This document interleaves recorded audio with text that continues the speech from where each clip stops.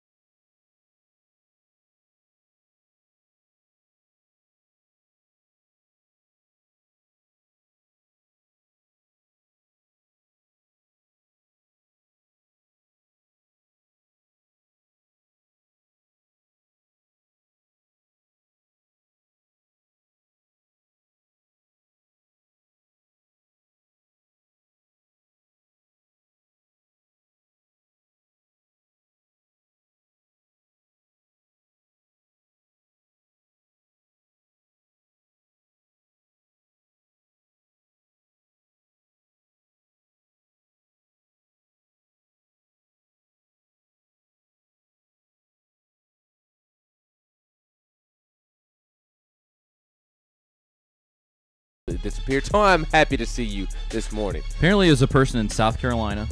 I saw So one. you're saying Seth Stokes? Maybe.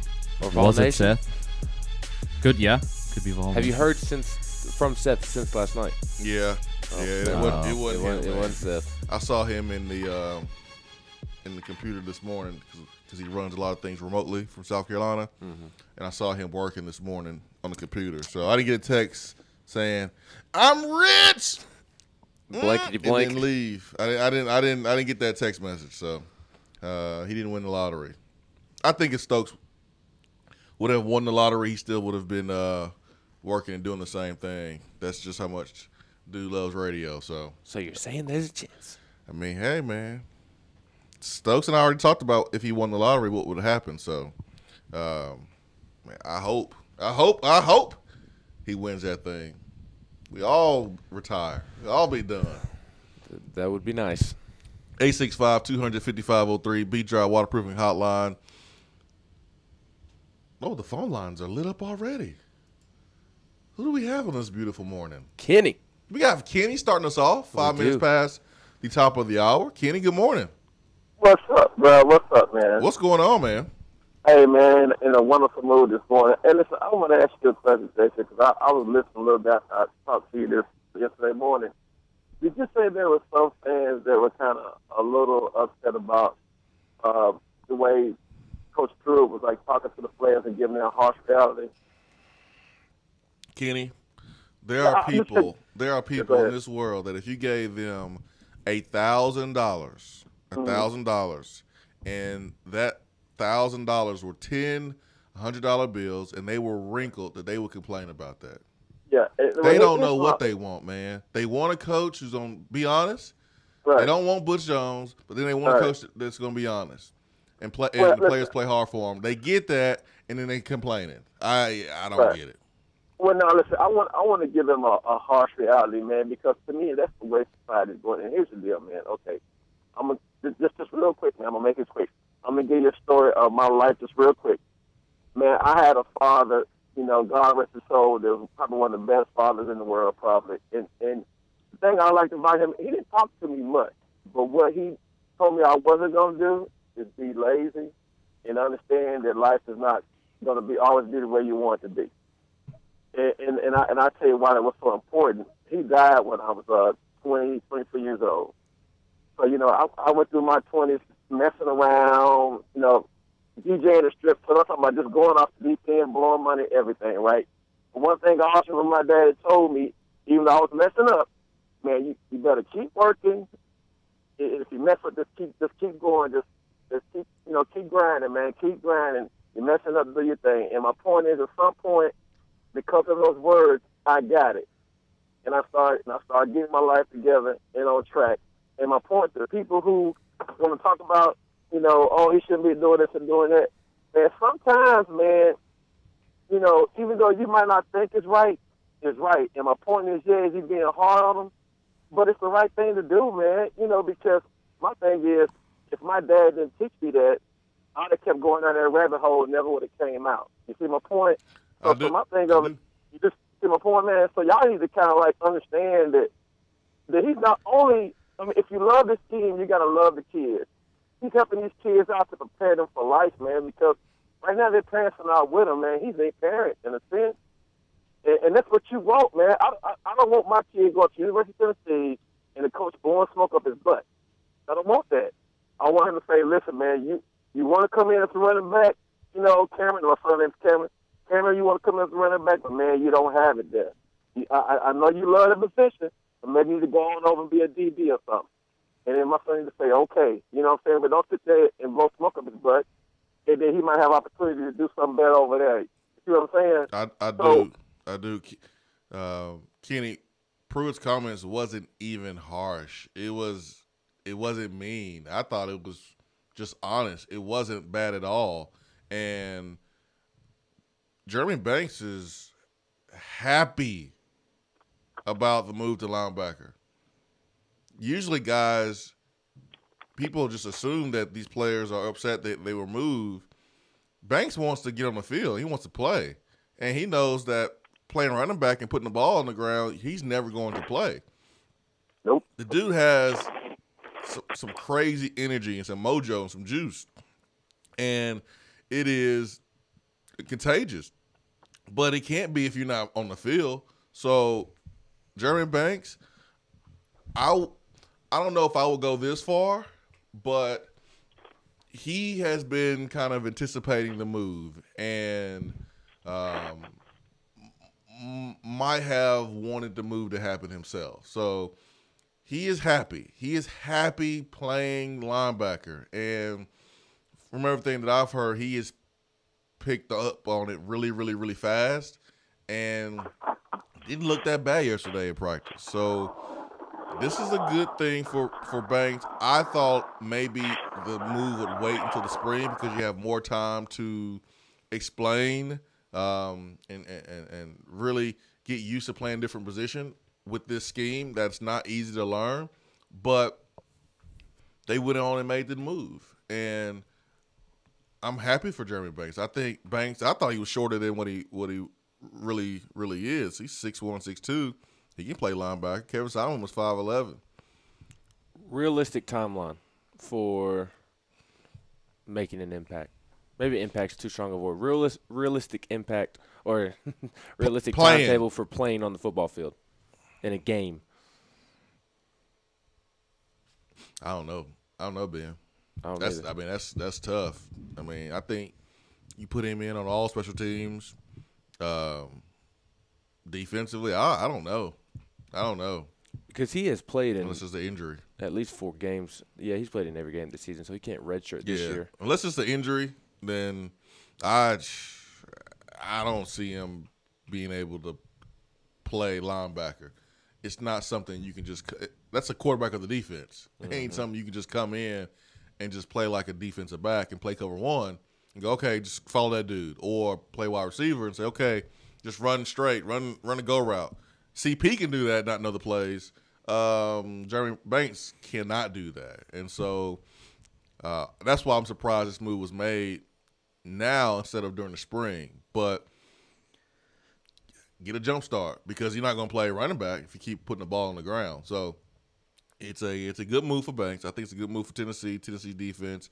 Get a little change of pace, get a different voice other than Chris Winkie. Not anything bad against Chris Winkie, but defense is more about intensity. Like it's an emotional side of the football. Offense, you can have that internal intensity like a Jawan Jennings, but you still got to be focused on your job. You spend a lot of energy celebrating big hits and things like that. You don't spend a lot of time after a 10-yard run celebrating. The offense does not do that. Defense, get a stop behind the line of scrimmage. Whole defense celebrating. So it's a little bit more intense. I think it's a good fit for Jeremy Banks. But back to Kenny's phone call. Pruitt's comments. It's amazing we're still talking about this on a Wednesday. And we'll talk to Chris Lowe today. And I'll ask Chris Lowe because I haven't talked to him since last week. So we'll ask Chris Lowe about the comments. It's really, really, really not a big deal. And it just proves to you and to us all that some folks just want to complain. And some folks just like to complain, to talk, just to hear themselves talk. Man, I wish someone would give me $100. Well, here you go. Here's $100. All ones wrinkled. Oh, man, why'd you give me $100 wrinkled all ones? Like, come on. Man, you got what you wanted. A coach who keeps it real. A coach that has the players playing for him. You get that. And he's honest with them, and then folks peeing on themselves, and I'm trying to think what I really want to say. Folks having a problem. Let's just say that. I'm gonna get in trouble this morning. 865-200-5503 B-Drive Waterproofing Hotline. We'll take our first time out of the day, hour 1 here on the Swain Event, 850 AM, 100.9 FM, Rocky Top Sports.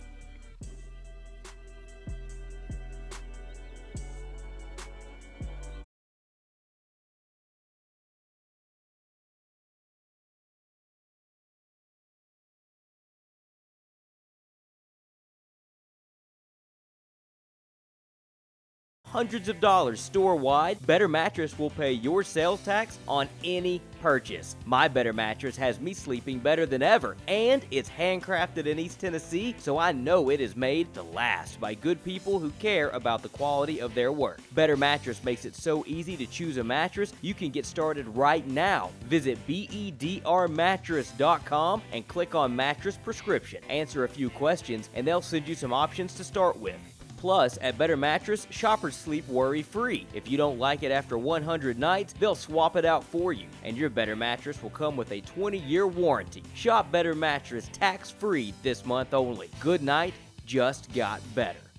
Top 100 barbecue restaurant Dead End BBQ has a new slew of daily specials for the fall. Enjoy a different special meal every day, like the smokehouse stew, barbecue cheddar meatloaf, or the smoked turkey and dressing, which includes sliced smoked turkey and cornbread dressing paired with sautéed Brussels sprouts, mashed potatoes, and a side of turkey gravy. While Dead End offers a different specialty meal each day, you can get their hillbilly chili every day. There is always something new at Dead End BBQ. Located off of Sutherland Avenue, Dead End BBQ. The fall flavor search is over.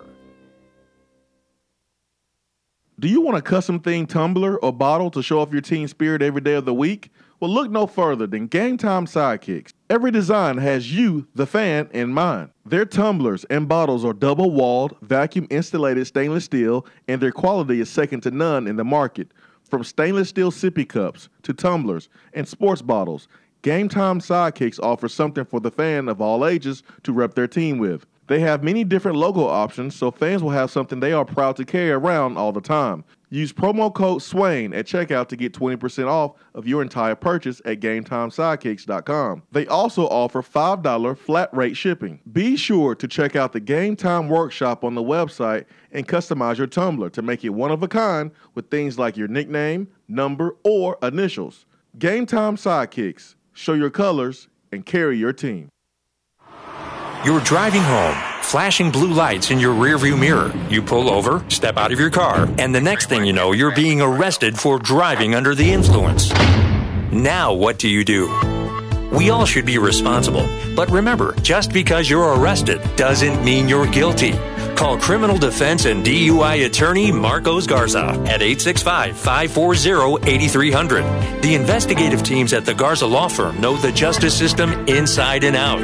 They utilize cutting-edge technologies and investigative methods to prepare your specific case. Before you plead guilty to any criminal charges, call criminal defense and DUI attorney Marcos Garza. Put his number in your phone right now, 865-540-8300, because you never know when you or a friend will need it. Don't say guilty. Say Garza. 865-540-8300. 865-540-8300 and GarzaLaw.com.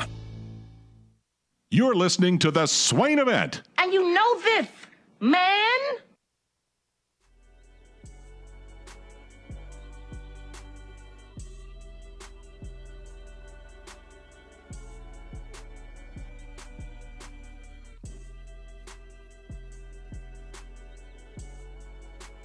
Eight 255-03 B-Dry Waterproofing Hotline.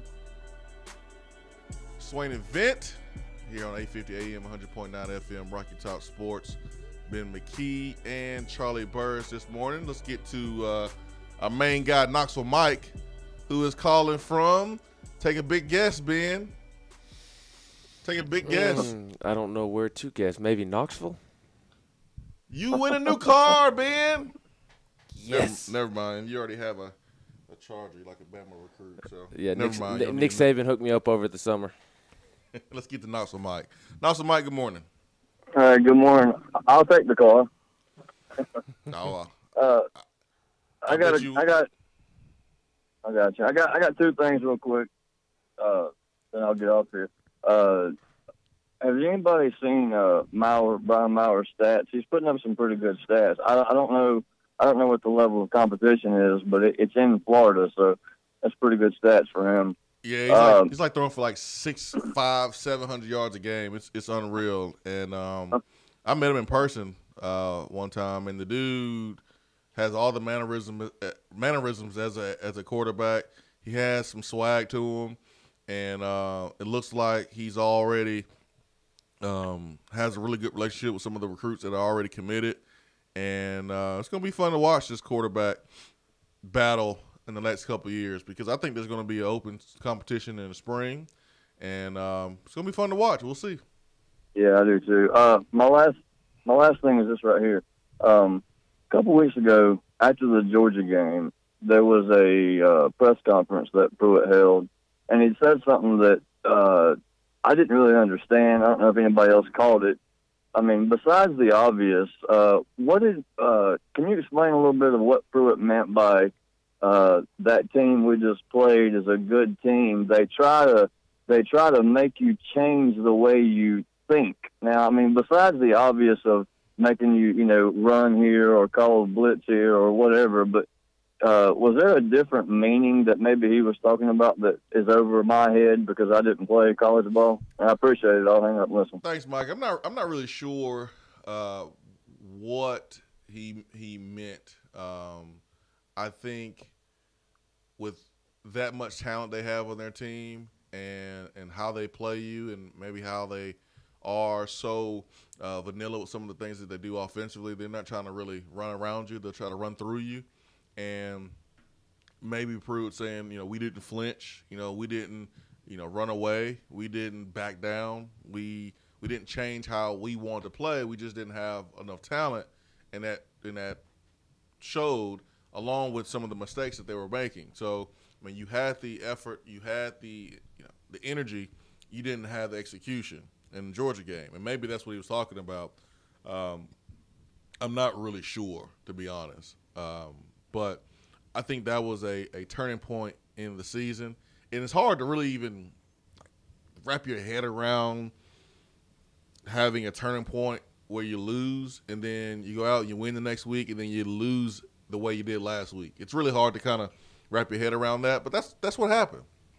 And can this team bounce back after getting beat down the way they did against Alabama? Can they bounce back against a South Carolina team that flat out just handed it to us last year physically? Still had a chance to win, but physically, like they did a pretty good job, and the year before that. So Will Muschamp, he always likes putting a little hot sauce on this game. He even had some comments yesterday, trying to throw shade at the clock operator from last year. That he made a sarcastic comment saying that Tennessee ran 11 plays in 3 seconds. He hasn't seen that before. It's pretty funny. Like, honestly, if I wasn't a Tennessee fan, if I wasn't a Tennessee guy, whatever, I still think it's kind of funny. I think it's kind of hilarious how Will Muschamp trolls us. Think about what other coach does that. I can't wait for our coach to be able to do that. But Will Muschamp, he doesn't like Tennessee. He doesn't like our fan base, and that's cool. I respect that more than coaches who pretend like they like another school. I mean, hey, he can talk the talk because he's walked the walk. He's undefeated against Tennessee. I think Derek Mason would be the closest. He doesn't like Tennessee, and he's made comments following Vanderbilt's wins over Tennessee that kind of display that. I respect it. That's how I want college football, though. Yeah. I don't want our coaches swapping recipes at midfield, giving each other pats on the butt. Massages? Yes. No Butch Jones butt massages out here, please. Just I want some hate. I want that Steve Spurrier, Philip Fulmer hate. You're going to have it with Pruitt. When Tennessee gets good, do you think Pruitt's going to be the type, not to pop off like Steve Spurrier does, but to have a nice little jab here and there? Or is he just going to toe the company line, so to speak? I think he'll have a jab here or there. Once he feels comfortable? Towards the coach in Athens. Okay, I like it. Yeah. You've heard that they are not very fond of each other. Well, you've also heard like they're friends.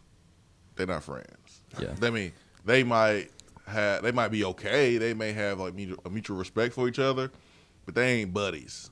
Okay, and it's challenge time. I mean, Kirby's at Georgia, Pruitt's at Tennessee, so he's an enemy, and they were on the staff together. They'll say everything nice about each other publicly, but nah, man, they're not buddies. They're not best friends, and I can't wait till Pruitt is able to fill a team and beat the Georgia team where he doesn't have to toe that company line. If he wants to throw a little jab out there, he can. The thing about doing that is that you play the team the next year. Remember, Florida had did something one year, and then Georgia came back, and Mark Richt allowed his team to basically dance in the end zone that one year. And then Florida came back the next year and smashed Georgia. I remember because of that. Yeah, it was they were dancing at the cocktail party. It was a touchdown, and Georgia's bench came onto the field in the end zone and was dancing. And Florida was like, okay, I'm going to put that in my back pocket, on my back pocket list. I'm going to put that in my back pocket list. So Florida did. And the next year, they poured it on Georgia. So that's something you always got to be aware of, is that you might have a good day today, but there's always a tomorrow.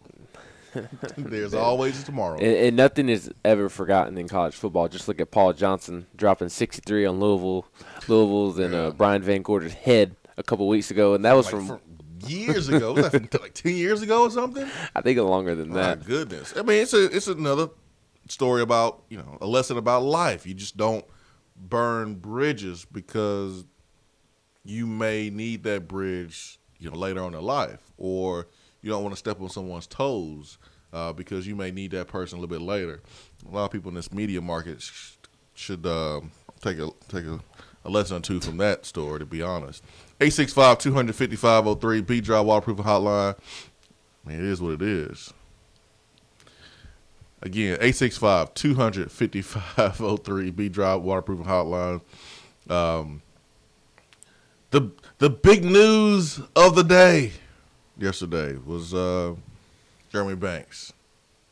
I don't think it's a big deal at all. I don't think it's surprising. If you are a defensive end and you can't rush the passer, you're not athletic, you're not explosive enough, you change positions. You may go to defensive tackle, and they put some weight on you. Or you may go to tight end like a Jason Witten. Jason Witten wasn't a good defensive end. Or J.J. Watt from tight end to defensive end. Oh, boy. J.J. Watt, great coach in there. I heard the Central Michigan coach tried to get Antonio Brown to play kicker. Yeah, probably. He had a strong leg. Probably.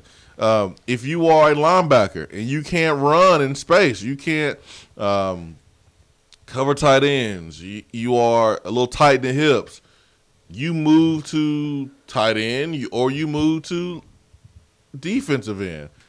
Ask Robert Ayers about that. He went on to be a first-round draft pick. If you are running back and you ain't Jamal Lewis, you playing linebacker. Or if you're not that special back, if you put the ball on the ground, you are a linebacker. Ask Eric Westmoreland, Eddie Moore, Al Wilson. That's a lot of Jeremy like Banks. That. If you are a safety and you don't have the range, you are Ryan Carl. You are Kevin Burnett. You are Elix Wilson. You are a linebacker now. If you can't catch as a receiver, you're a DB. Just look at Nigel. Well, I don't know what to move Nigel from not being able to catch as a safety. I guess you just a run stopping safety. At least he's batting the ball down. Yeah, I guess he's getting BPUs, at worst. BPUs and tackles, but he needs to start catching the ball. But you get my drift. Like, we saw this coming. It's not a big surprise. Like, oh my gosh, and that's why you didn't hear me hype Jeremy Banks up in the first couple games like other folks was doing. Because you put the ball on the ground, you won't be there long. So there's no need for T-shirts or anything like that. There's no need for a parade just because, a freshman came in and had a little bit of energy. Still put the ball on the ground. So you have to pump the brakes a little bit. Now, I am excited about him playing linebacker, though. I was excited about Jeremy Banks playing linebacker when I saw the videos of him surfacing with a neck roll. You saw that? I was sold on the neck roll, and I was like, he's got it. Well, David Ubben from The Athletic posted a video, and a picture is worth 1,000 words, but that video was worth 10,000 words. And what I saw was the head coach, who looked mighty good in his sweatshirt. It's really good, look familiar, the one I have on right now. What I saw was a head coach taking time to coach a young man that there's no way he's going to help you this week. He's not helping you this week. He's not helping you next week on the defense. Maybe in practice with competing with the other guys and making those other guys feel maybe threatened, but he ain't helping you in the games. Yeah, and he's at that one linebacker position where Tennessee does have at least some depth. I mean, they've got Will Ignont, Cortez Sapp, Kirkland, and Batuli. It's really the outside linebackers that need the most help and need more guys at that position. So I asked earlier, what's a realistic timetable for Jeremy Banks to get on the field in a game at middle linebacker? I think the fact that there are so many guys hampers that, whereas a J.J. Peterson type situation, because combo now towards ACL and you really only have Darrell Taylor and DeAndre Johnson, J.J. Peterson probably gets on the field before Banks. The reason why that video is worth 10,000 words is because Jeremy Banks was getting coached by the head coach, and the head coach really doesn't have to spend time with Jeremy Banks right now because he's not going to be a contributor for you this week. But it goes back to the old saying is, I coach you because I care about you. I coach you because I believe in you. When someone stops coaching you and stop talking to you, that means they don't believe in you. We had guys on our football team that when they drop passes, our receiver coach wouldn't even say anything to them. That's when they're done. That's when they're done with you. They're done coaching you is when you mess up and they don't even correct you. They don't waste their time.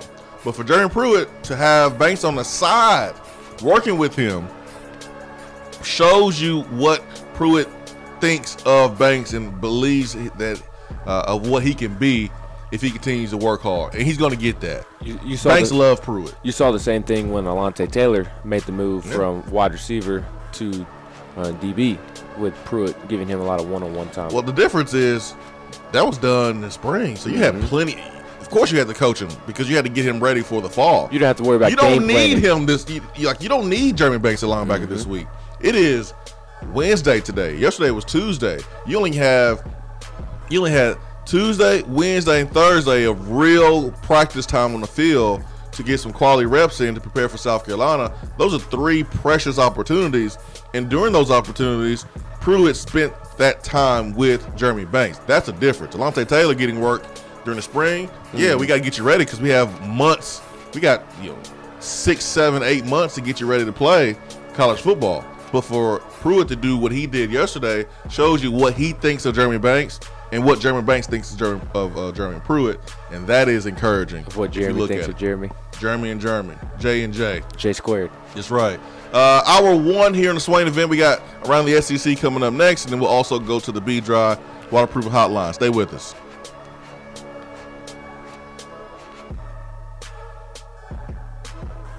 For a replay of each day's Swain Event TV, like us on Facebook.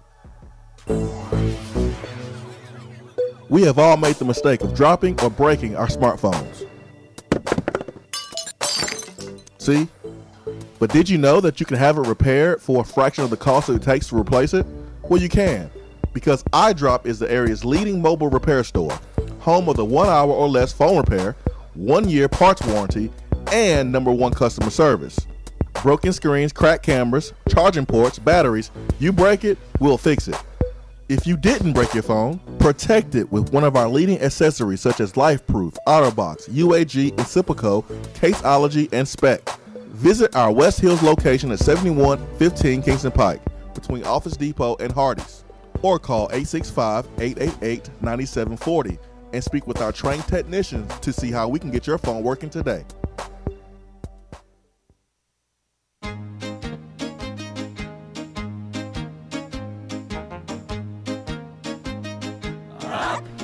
Your car insurance. Nobody likes surprises, so switch to Erie Rate Lock. Get a great rate that stays that way even after an accident, ticket, or inflation. In fact, it's locked until you change a car, driver, or your address. Your Erie agent in Knoxville is InsureFit RM. Get a quote at 865-684-4900. That's 865-684-4900. Erie Rate Lock does not guarantee continued insurance coverage and is not available in all states. JC's Tree and Landscaping Service specializes in quality tree work done at an affordable price. Trimming and removing trees are their specialty. They also offer other services like land clearing, stump grinding, crane services, and all of your basic landscaping needs for both commercial and residential. JC's will give you a free estimate and beat any written quote by a competitor to guarantee that you get the lowest price around. Don't risk your land with a fly-by-night service. JC's Tree and Landscaping is licensed and insured. Give them a call at 865-599-3799.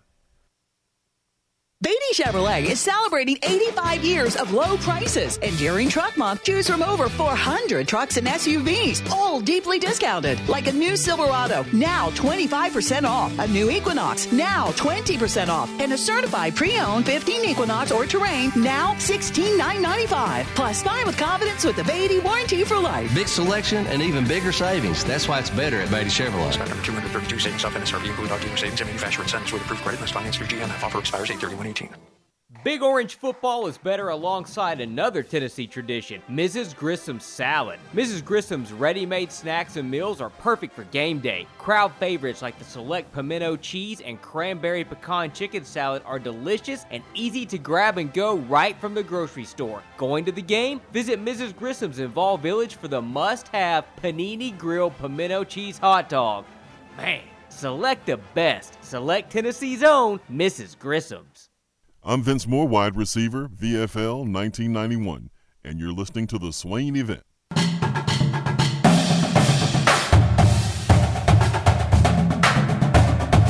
Around the SEC, powered by 42nd Street Marketing, your game-winning play call for design, marketing, and branding.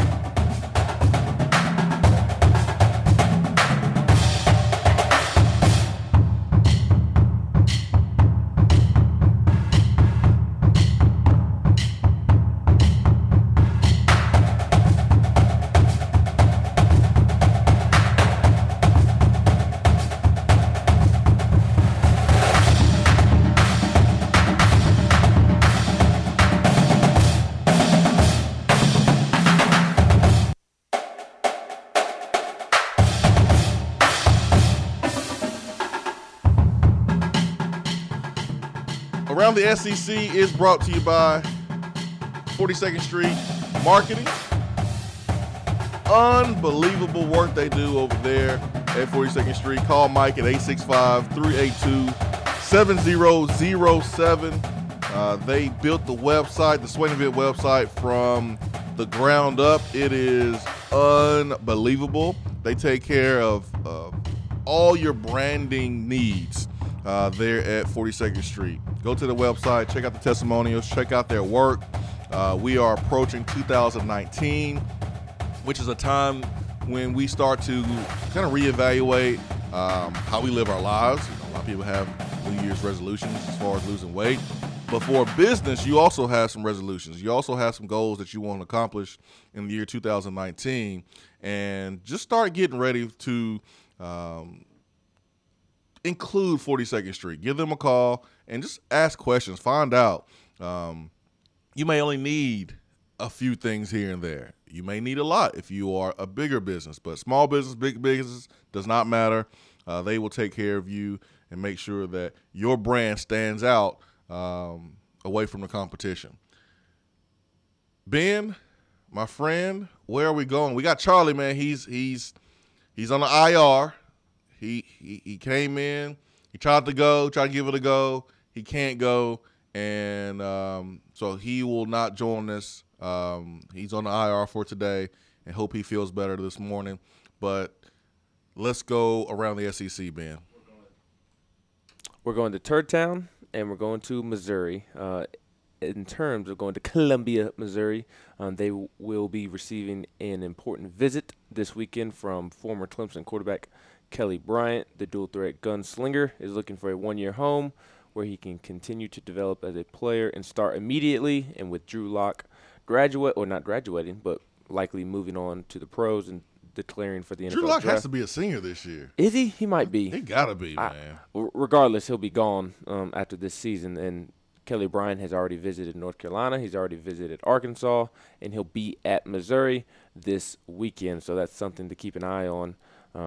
Arkansas, Tennessee does not play next year, so wouldn't have to deal with Kelly Bryant. But obviously, if Kelly Bryant were to go to Missouri, Tennessee would have to play him. So that is something to keep an eye on.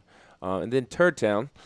Yesterday, I talked about LSU raising money through a GoFundMe to raise a billboard in Birmingham that said "Free Devin White," and they accomplished that. They raised over $6,000 and got that billboard up there. And I do believe the rest of the money that wasn't spent on the billboard went to some form of charity. But now Crimson Tide fans are responding. On Tuesday, one fan started another GoFundMe page to raise money for billboards in Baton Rouge.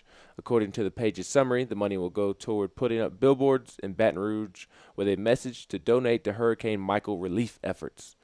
Their statement was, while LSU fans waste their money on meaningless billboards based on a conspiracy theory between the University of Alabama and the Southeastern Conference offices in Birmingham, we are starting this campaign to raise money for hurricane relief efforts for victims of Hurricane Michael, which devastated parts of the eastern United States in early October.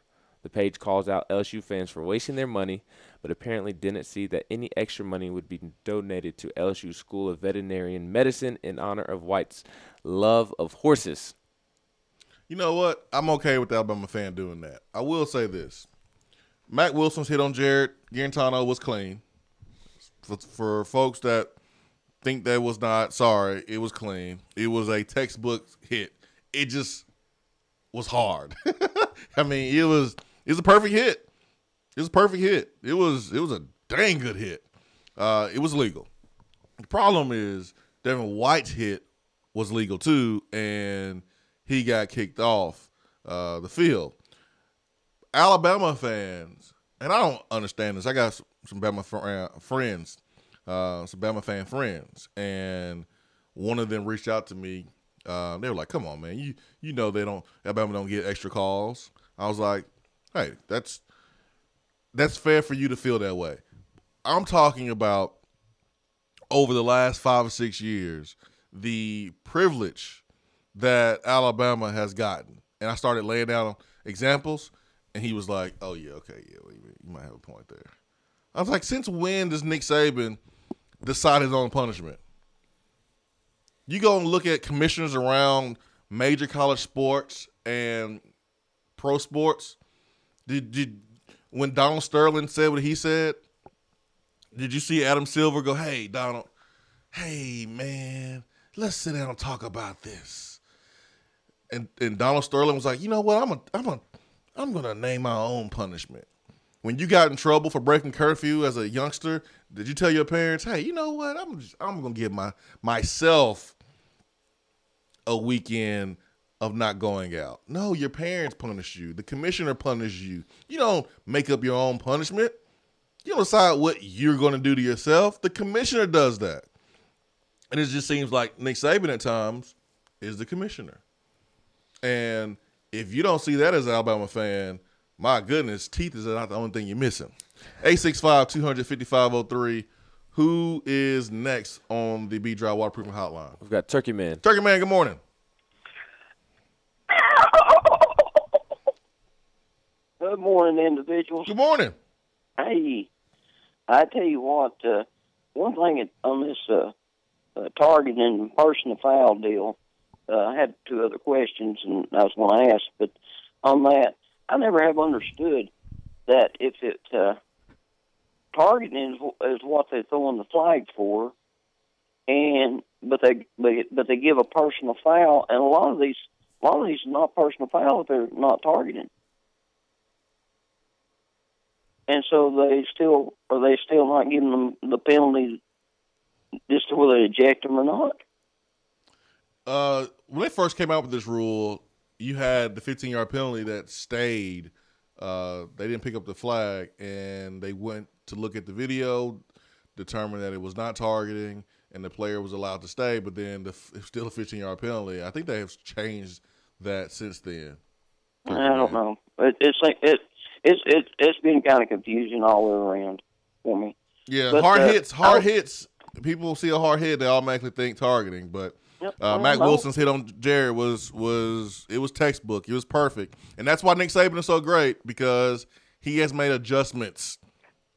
He has adjusted as a head coach. He has adjusted with the times, and he's still great. So, I look at it a little bit like back years ago.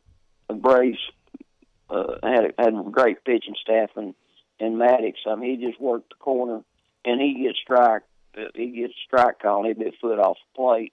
I mean, when you're good, a lot of times it just kind of goes your way. And I'm thinking a lot of that's that, but I'm kind of feel like they do get extra care sometimes, but they get a care package when the rest of us don't. But that's another story. But my question is, do you think Georgia fans are really, really salty this year after getting beat last year?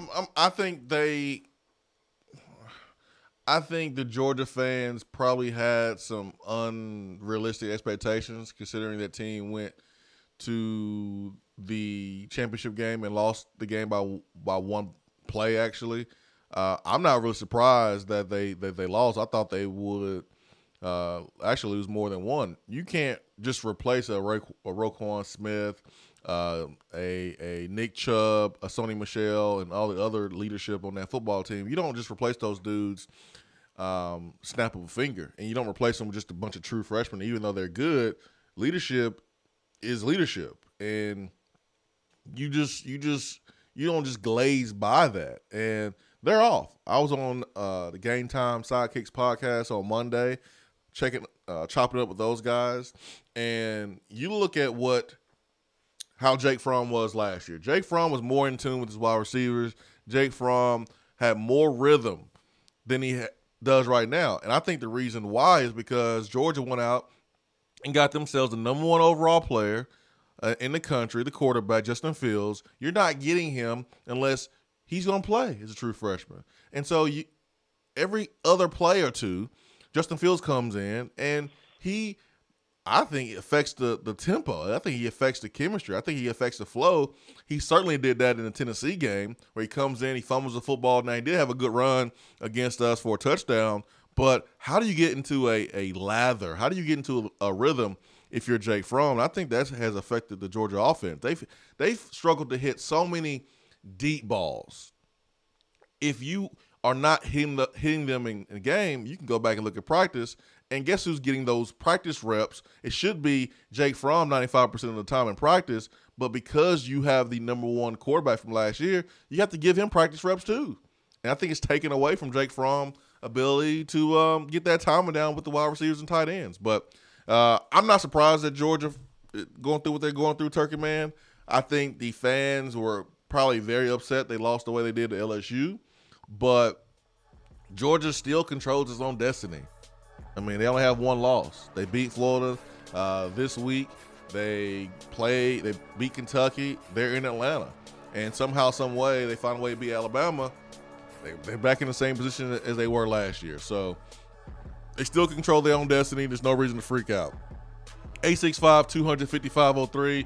We have Attaboy coming up next. At work, can't call in? Don't feel bad. You can talk to the guys on the text box. It's part of the free Swain Event app. Today looks to be sunny with a high of 63 and a low of 43. There is a 30% chance of rain tomorrow with a high of 55 and a low of 47. Friday, the chance of rain increases to 80% with a high in the lower 50s. Weather on the Swain Event is brought to you by Be Dry. If your basement is wet or cracked, Be Dry can help. BeDry.com. Gentlemen, when it comes to taking care of your health, sometimes the first step is the hardest. Low T Center is making it easier to take that first step. It all starts with knowing the numbers that are essential to a man. Testosterone levels, blood pressure, cholesterol, prostate, and thyroid. Low T Center makes it quick and easy to get all these levels checked and more. Low T Center specializes in men's health and has expanded their services, including sleep apnea, low thyroid, hypertension, severe allergies, high cholesterol, diabetes, and annual physicals, along with testosterone replacement therapy. The physicians at Low T Center not only want to help you feel good again, they want to help you prevent any serious health problems moving forward. Now, with the holistic approach to your overall health and wellness, Low T Center is making it more convenient for men to take care of their health, and most health insurance is accepted. They'll even verify for you. Take the first step for your health and call 865-392-1388. That's 865-392-1388, or go to lowtcenter.com. Reinventing men's healthcare. Do you have cracks in your foundation?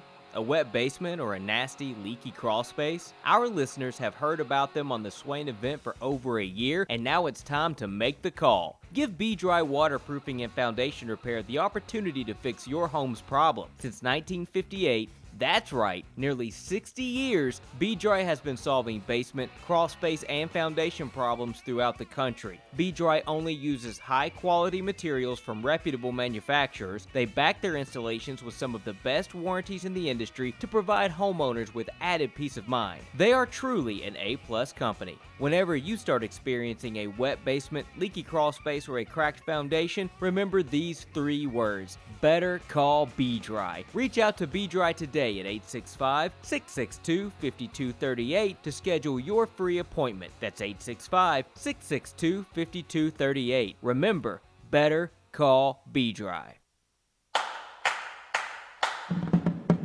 It's almost football time in Tennessee, which means it's time to get geared up at Alumni Hall. Find the best selection of Nike, Nike Golf, Tommy Bahama, and all those retro logos you love. Don't forget about your game day crew. Plenty of selection for the ladies, the little balls, and to upgrade their tailgate. Shop now at one of their 6 convenient locations in Tennessee or 24/7 at alumnihall.com.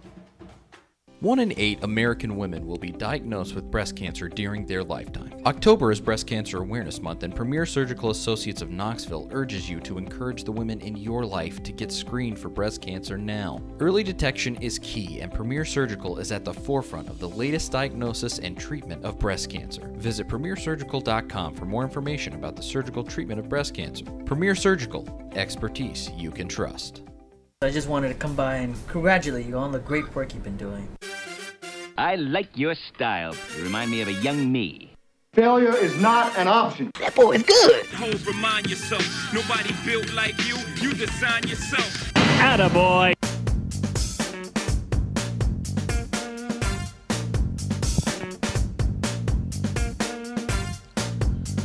We have Attaboy here on the Swain Event. Attaboy is brought to you by Premier Surgical and premiersurgical.com. Surgical expertise you can trust. Go to their website and check out all the packages that they offer and very affordable options for you to make sure that you're making decisions, that you are getting procedures done that's going to extend your life and remove some pain from your life as well. You can do that at premiersurgical.com. Check them out. All right, Ben, what do we have for Attaboy today? I'm giving Scott Van Pelt an Attaboy because, to give a little backstory, over the weekend, Purdue obviously upset Ohio State in a humongous upset, and which was absolutely beautiful because Urban Meyer had to eat cold pizza all week long. But the big story within the game, and it was highlighted during College Game Day earlier that morning, is that Tyler Trent, a former Purdue student, I guess technically he's still a Purdue student, but he's not able to go to class because he is battling bone cancer. Although maybe he graduated because in his Twitter bio he says proud Purdue alumni. So, excuse me, I guess he graduated from Purdue, but he is battling bone cancer. And is not doing too well, and Purdue did everything in their power to make sure Tyler Trent got to Saturday night's game and was there to witness their upset win over Ohio State. And then Scott Van Pelt tweeted last night, traded notes with Tyler Trent after the Purdue game. He said it would fulfill a dream if we could work together. I said, so let's work together. And Tyler was on, or will be on, with Scott Van Pelt tonight. So just a really cool gesture by Scott Van Pelt to have Tyler Trent on, who is going through a lot, but has had a tremendous couple of days and will cap his tremendous week off with an appearance on the Scott Van Pelt show at, I guess it's midnight on the Eastern time zone. It's late. So just really cool for Scott Van Pelt to do this.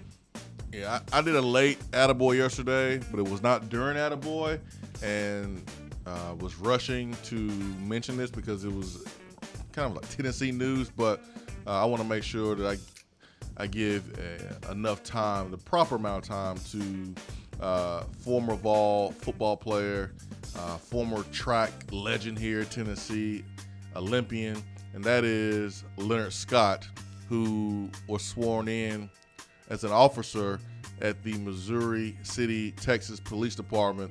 And this was according to his Facebook page here. He says, I would like to take the time to thank the most important person for this journey, God. I would also like to thank the Missouri City, Texas Police Department for this opportunity to serve in such a wonderful city. Last but not least, I want to thank Chief McDavid, Assistant Chief Daryl Lawrence, and my Zachary Police Department family for giving me my first opportunity in law enforcement. It's amazing the plan God has for your life.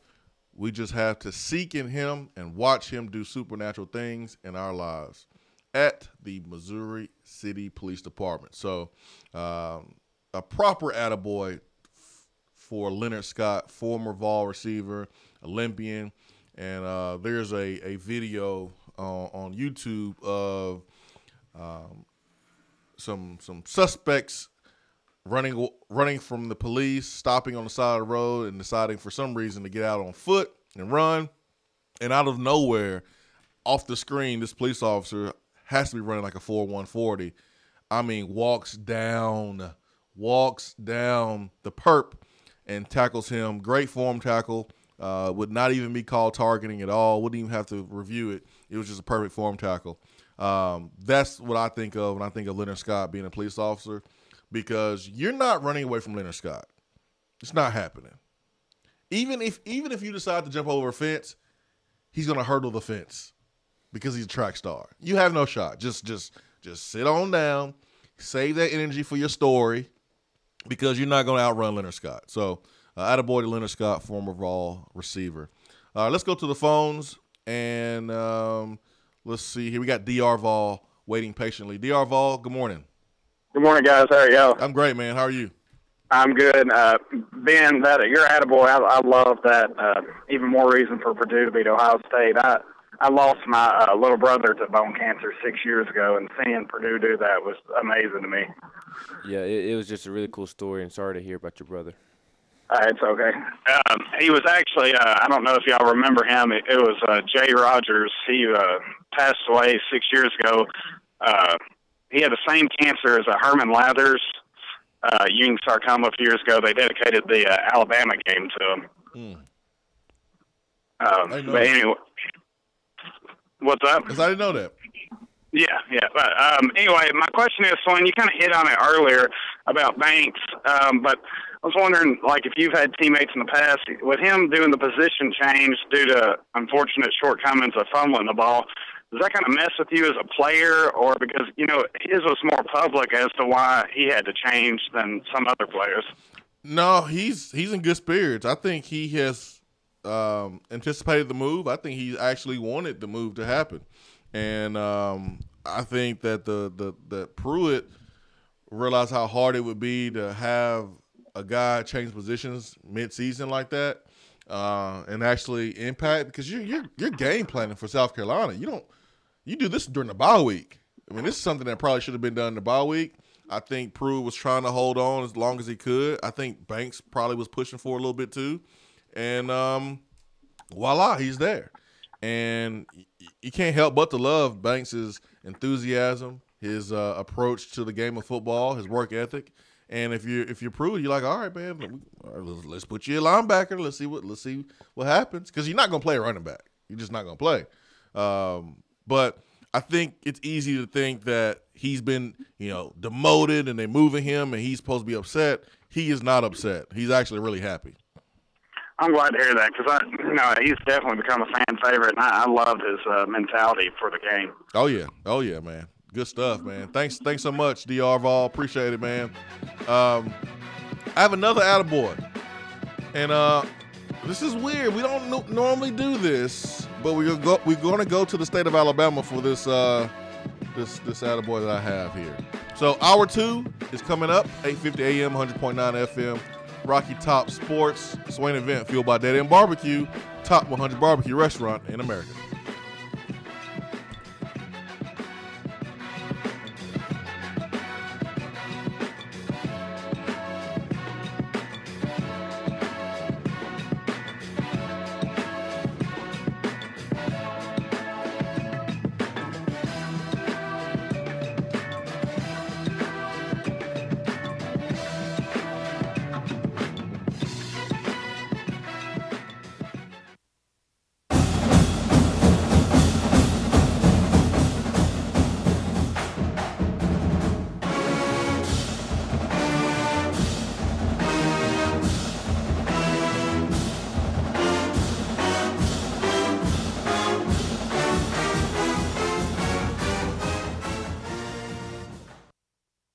If you love the Swain Event and you want more of the show every day, you can now get it with Swain Event Plus. Swain Event Plus features exclusive, in-depth interviews with former Vols. She saved my life. I probably would have never made the comments, man. I looked at him and said, Coach, no disrespect. I'm going to Tennessee. I'm going to play in the SEC. With Swain Event Plus, you can also get access to the exclusive podcast Reel on the Hill with Tennessee media legend John Bryce. What is going on there with that battle? I had lunch with some folks over the course of this past week who indicated some inside the program believe that Jarrett Garantano is really ready to take that next step. So go to SwainEventPlus.com right now to sign up and check out all of the amazing extras that you can get. That's SwainEventPlus.com. Get more. Touchdown or turnover is up next on the Swain Event. Backed by popular demand, shop tax-free at Better Mattress during the month of October. Save hundreds of dollars store-wide. Better Mattress will pay your sales tax on any purchase. My Better Mattress has me sleeping better than ever, and it's handcrafted in East Tennessee, so I know it is made to last by good people who care about the quality of their work. Better Mattress makes it so easy to choose a mattress, you can get started right now. Visit bedrmattress.com and click on Mattress Prescription. Answer a few questions, and they'll send you some options to start with. Plus, at Better Mattress, shoppers sleep worry-free. If you don't like it after 100 nights, they'll swap it out for you, and your Better Mattress will come with a 20-year warranty. Shop Better Mattress tax-free this month only. Good night just got better. When I made the move to my own studio, I was worried about this. I was worried about that. I was worried about, hey, did I get this piece of equipment? Did I get that piece of equipment? Does that sound good? Does that not sound good? One thing I didn't have to worry about, that was office furniture, because Office Furniture Outfitters met my furniture needs. With a 50,000 square foot facility, they have East Tennessee's largest selection and are the best value for new and used office furniture. Located in Knoxville, it's easy to find everything you need for your new space, including desks, file cabinets, chairs, conference tables, and more. Office Furniture Outfitters is turnkey. They came to my place, we mapped everything out that was needed, they delivered, and get this, set everything up. To learn more about what Office Furniture Outfitters can do for you, log on to ofonox.com. That's ofonox.com. All right, team, listen up. It's tailgating time again in Tennessee. But most importantly, team, you're going to need to refi that tailgate and the truck it's attached to with a refinanced auto loan with Alcoa 10 Federal Credit Union with their Got That promotion. They'll give you up to $500 for your debt. Are you serious, Coach? That's right, Johnny. Alcoa 10 will pay you up to $500 for your debt. Now, let's get out there and spread the word. Say it with me. Alcoa 10, Alcoa 10, Alcoa 10. ATFCU is an equal housing lender.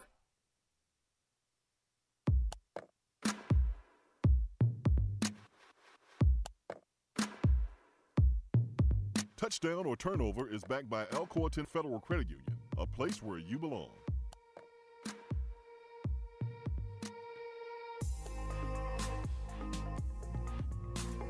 Touchdown or turnover backed by Alcoa 10 Federal Credit Union, a place where you belong. Better rates and better service. ATFCU.com. And Charlie he's on IR. He had to skirt out of here. He wasn't feeling too well, and the last thing we want for him is to get us sick. We don't necessarily worry about him being sick. We just don't want ourselves to come down with whatever he got. So no, I'm just kidding. Charlie, I told him, dude, we're not playing Alabama today. It's okay. We're not playing Florida today. Go home. Get better. It was probably the Preds' fault blowing a 2-goal lead last night. They lost? They were up 4-2.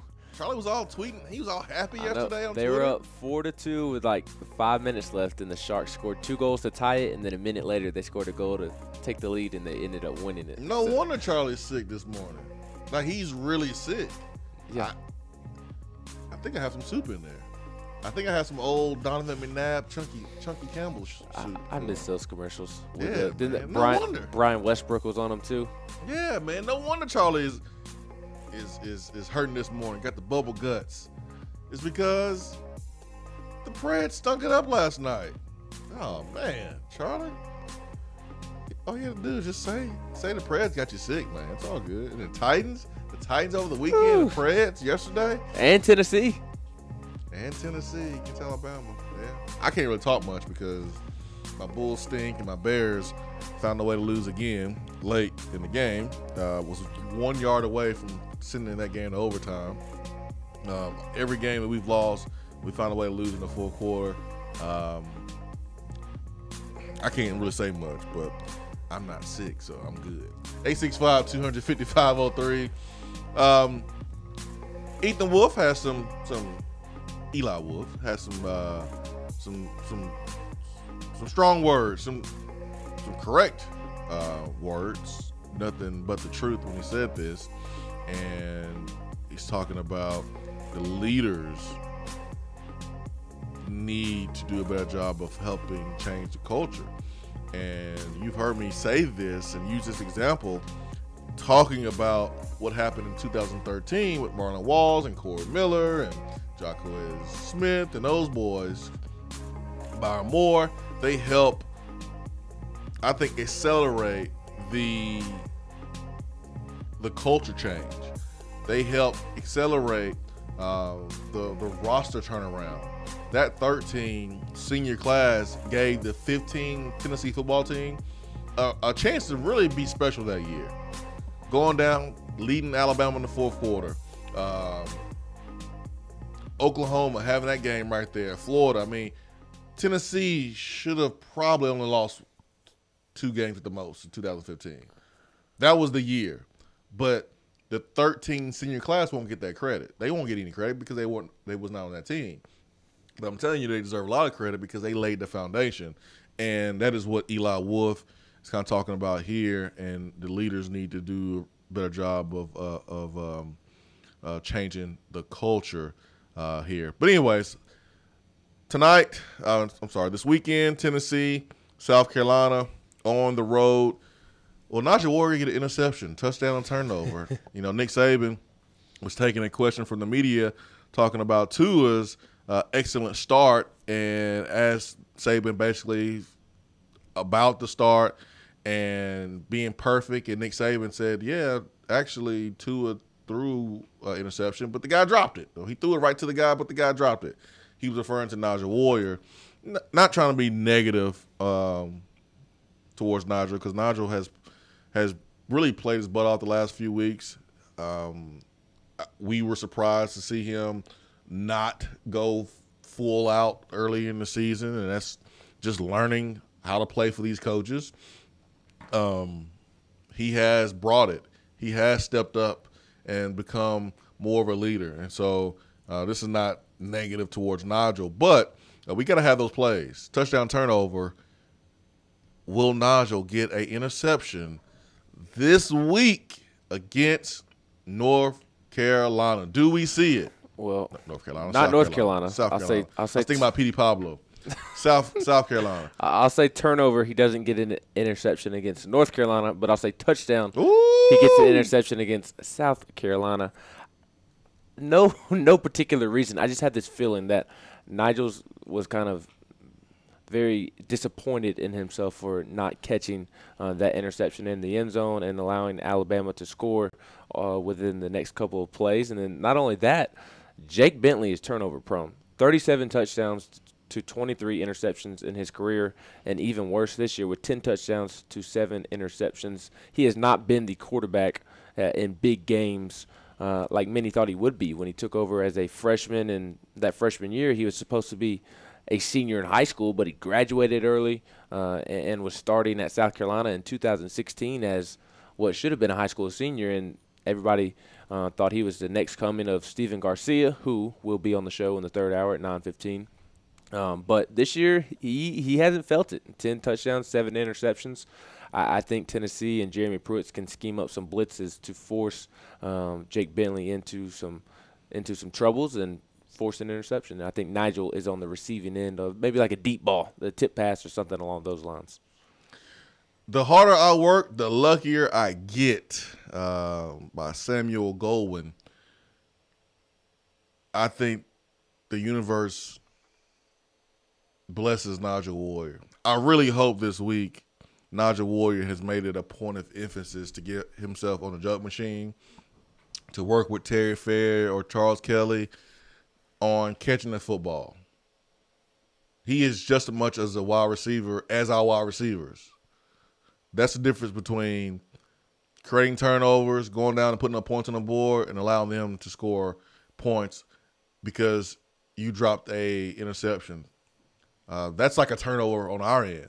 There's like hidden turnovers that doesn't get charted. I think turning the ball over on downs, that's a turnover. Dropping an interception, that's a turnover. Dropping a touchdown pass, and then you go back and then you have to either punt, kick a field goal, or miss the field goal, that's a turnover. And those are huge plays, and it won't show up in the stat sheet as a turnover, but to me, it really is. I think Najee Ward gets himself an interception this week. I do. How much can the jugs help you, though, within just 1 week? Because I feel like that's something that maybe all summer it would take to see a big improvement. The jugs, there's no margin of error when you're catching balls from the jugs because you can catch a pass from someone throwing it directly to you and take your eyes off the ball the last 6 inches and, bobble it a little bit, still catch it. But when the ball's coming at you at 65, 70, 75 miles per hour, 85 miles per hour, if you don't catch it, if you don't catch that ball and squeeze it, the moment that ball hits your thumbs or whatever, if you don't squeeze down on it, that ball is going to go through your hands and hit you in the face. Or it's going to go through your hands and hit you in the man region. And I remember doing some training with Amari Rodgers one day, and I told Amari, if you don't look this ball in, one day it's going to get you. It's going to hit you in the man region, and you're going to be hurting. You may not have kids if you ain't careful. And we had one of our other guys training with us, and for some reason, he took his eyes off the ball, and it hit him right in the man region. And I was like, I told you. The jugs are not forgiving. And so you learn quickly that you better catch the ball the last 6 inches of the catch. You better squeeze it. You better tuck it. Catch, tuck. Ask Julio Jones on that fumble. Catch, tuck. And Jason Witten explained that perfectly. On catching the football properly and tucking it immediately, you have to do that every single time. And it's no different from a wide receiver than a safety or DB or a corner. Najee Ward just has to do a better job of seeing the ball into his hands. If I was Najee Ward, I would go have a conversation with David Johnson for about 5 minutes. 5 minutes? Yeah, 5 minutes. About an hour. It takes about 5 minutes. Speaking of wide receivers fumbling the football, Jawan Jennings had a fumble that thankfully he got in there and he fought for it and got it back. But as a receiver, how do you debate with yourself of, all right, trying to pick up more yards versus going down? Because you don't want to look like a wimp, so to speak, and just kind of go down at the first sign of contact. You want to sit there and fight for some extra yards. But how do you battle or judge when to go down and when to keep fighting? I think as a wide receiver, if you're Jawan, you always fight because you're big enough to do that. I think the thing about fighting is you have to know, okay, here comes the cavalry, the rest of the defense, and one guy has me stood up. There's going to be other guys that's going to try to rip at the football. Here's where I now put 2 hands on the ball. You don't necessarily have to go down. NFL, go down because you have a career, long career. You ain't got nothing to prove. Go down, go out of bounds unless it is a Super Bowl, a playoff, something like that. But I think Jawan in that situation just should have put 2 hands on the ball. There's like 5 Alabama defenders. You're not going to break all those tackles. They got you up. So hold the ball 2 hands and then go down. Good play by Ty Chandler running to the football and creating a situation where allowed Jawan to get the ball underneath the pile. But that is just being aware as a runner. You're going to try to break tackles all day long. Yes, we want you to do that. But when you don't have it, just secure it. Put 2 hands on the ball. You're not going to get any more. 865-255-03. Oh, man, it's time to talk to Chris Lowe, ESPN here. He was going around tailgates over the weekend, signing autographs, kissing babies. I mean, I thought the dude was running for office or something. Is Chris Lowe trying to be the governor of Tennessee? No, he's not trying to be the governor of Tennessee. What he's doing is he is running for office to be Tennessee fans' favorite national media member. I guess so. Hey, Bear Sallee, you got some campaigning to do, man. You might want to come to the Kentucky game. Don't let Chris Lowe take all the love here. 865-255-03, B-Drive Waterproofing Hotline. We'll take a quick timeout and come back with Chris Lowe of ESPN. Hour 2 is brought to you by Alumni Hall and alumnihall.com.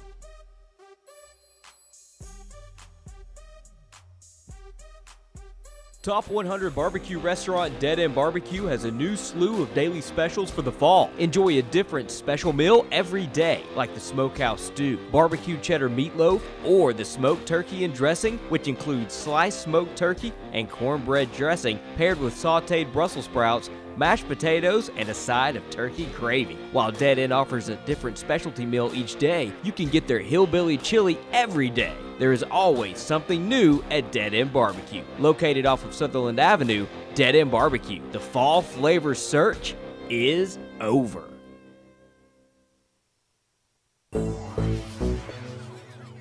We have all made the mistake of dropping or breaking our smartphones. See? But did you know that you can have it repaired for a fraction of the cost that it takes to replace it? Well, you can, because iDrop is the area's leading mobile repair store, home of the 1 hour or less phone repair, 1 year parts warranty, and #1 customer service. Broken screens, cracked cameras, charging ports, batteries, you break it, we'll fix it. If you didn't break your phone, protect it with one of our leading accessories such as LifeProof, OtterBox, UAG, Incipico, Caseology, and Spec. Visit our West Hills location at 7115 Kingston Pike between Office Depot and Hardee's, or call 865-888-9740 and speak with our trained technicians to see how we can get your phone working today. We're here with Dr. Mike Carlson of Tennessee Regenerative Sports Medicine. If you have orthopedic injuries such as shoulder pain, knee pain, or instability, Achilles tendonitis, golfers, or tennis elbow, do what I did and give them a call. Yeah, Jason, we specialize in regenerative non-surgical orthopedics. So we treat damaged ligaments, tendons, and joints, including things like rotator cuff injuries, knee instability, elbow problems, as well as foot problems like plantar fasciitis, Achilles, things of that nature, by injecting with stem cells and what's called PRP, or platelet-rich plasma. And this form of treatment we do under ultrasound, so we know we have our target. And it also stimulates the body's own reparative process, and this allows for the healing of damaged tissue. And as you well know, numerous professional and collegiate athletes, guys like Steph Curry, Tiger Woods, and even yourself with your ankle injury, have been using this form of treatment for years. And so we offer that same type of treatment here in East Tennessee. Visit them on the web at trsportsmedicine.com. Tennessee Regenerative Sports Medicine, East Tennessee's leader in regenerative therapy.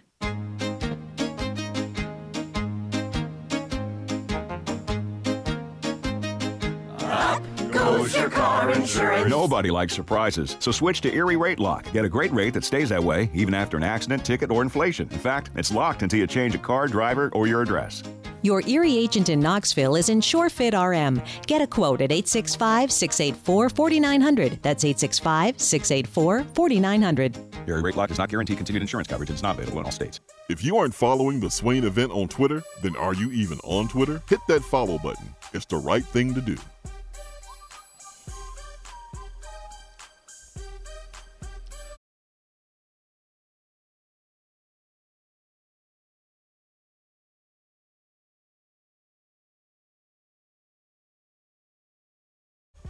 So our guest for hour 2 here was at the Alabama-Tennessee game, writes for ESPN. It was weird. He was like going around signing autographs, kissing babies. I think he signed a baby. I think he actually signed a baby. It was weird. It's like he was campaigning to be like the governor or something. That was Chris Lowe. Chris, are you campaigning for office, or are you just that famous in that Hollywood? Actually, you got part of the story right. I did get a chance to walk around and soak in the sights and sounds of the third Saturday in October before the carnage played out on the field. But most of what I was doing is responding to, hey, I hear you on the Swain Show every Wednesday morning. You're on Jason Swain's show. You're on the Swain Event. That's pretty much, that was 85% of it. Yeah. Now you, Chris Lowe, it's like, hey, you're the guy here on the Swain Event every Wednesday morning. So that part is true. I'm pretty sure that happened. Happened, Chris. I can promise you it happened. In fact, one of the guys who was really cool tailgate down at the Calhoun, they do it, and they do it upright. Really nice guy. So he's always trying to get you to come down there and sample some barbecue. That's the first thing he said. He says, "Man, I hear you on Swain Event every Wednesday morning." Well, that is I've talked to the guys over there. I think it was a TriStar tailgate. That's exactly what it is. TriStar, great guy. I'm not going down there, so that's pretty much my reason. So I don't mind hanging out on the river, walking on the river, but I will not be going there to do that. So if TriStar wants to move that tailgate somewhere else, then I'll go down there, but I'm not going down there.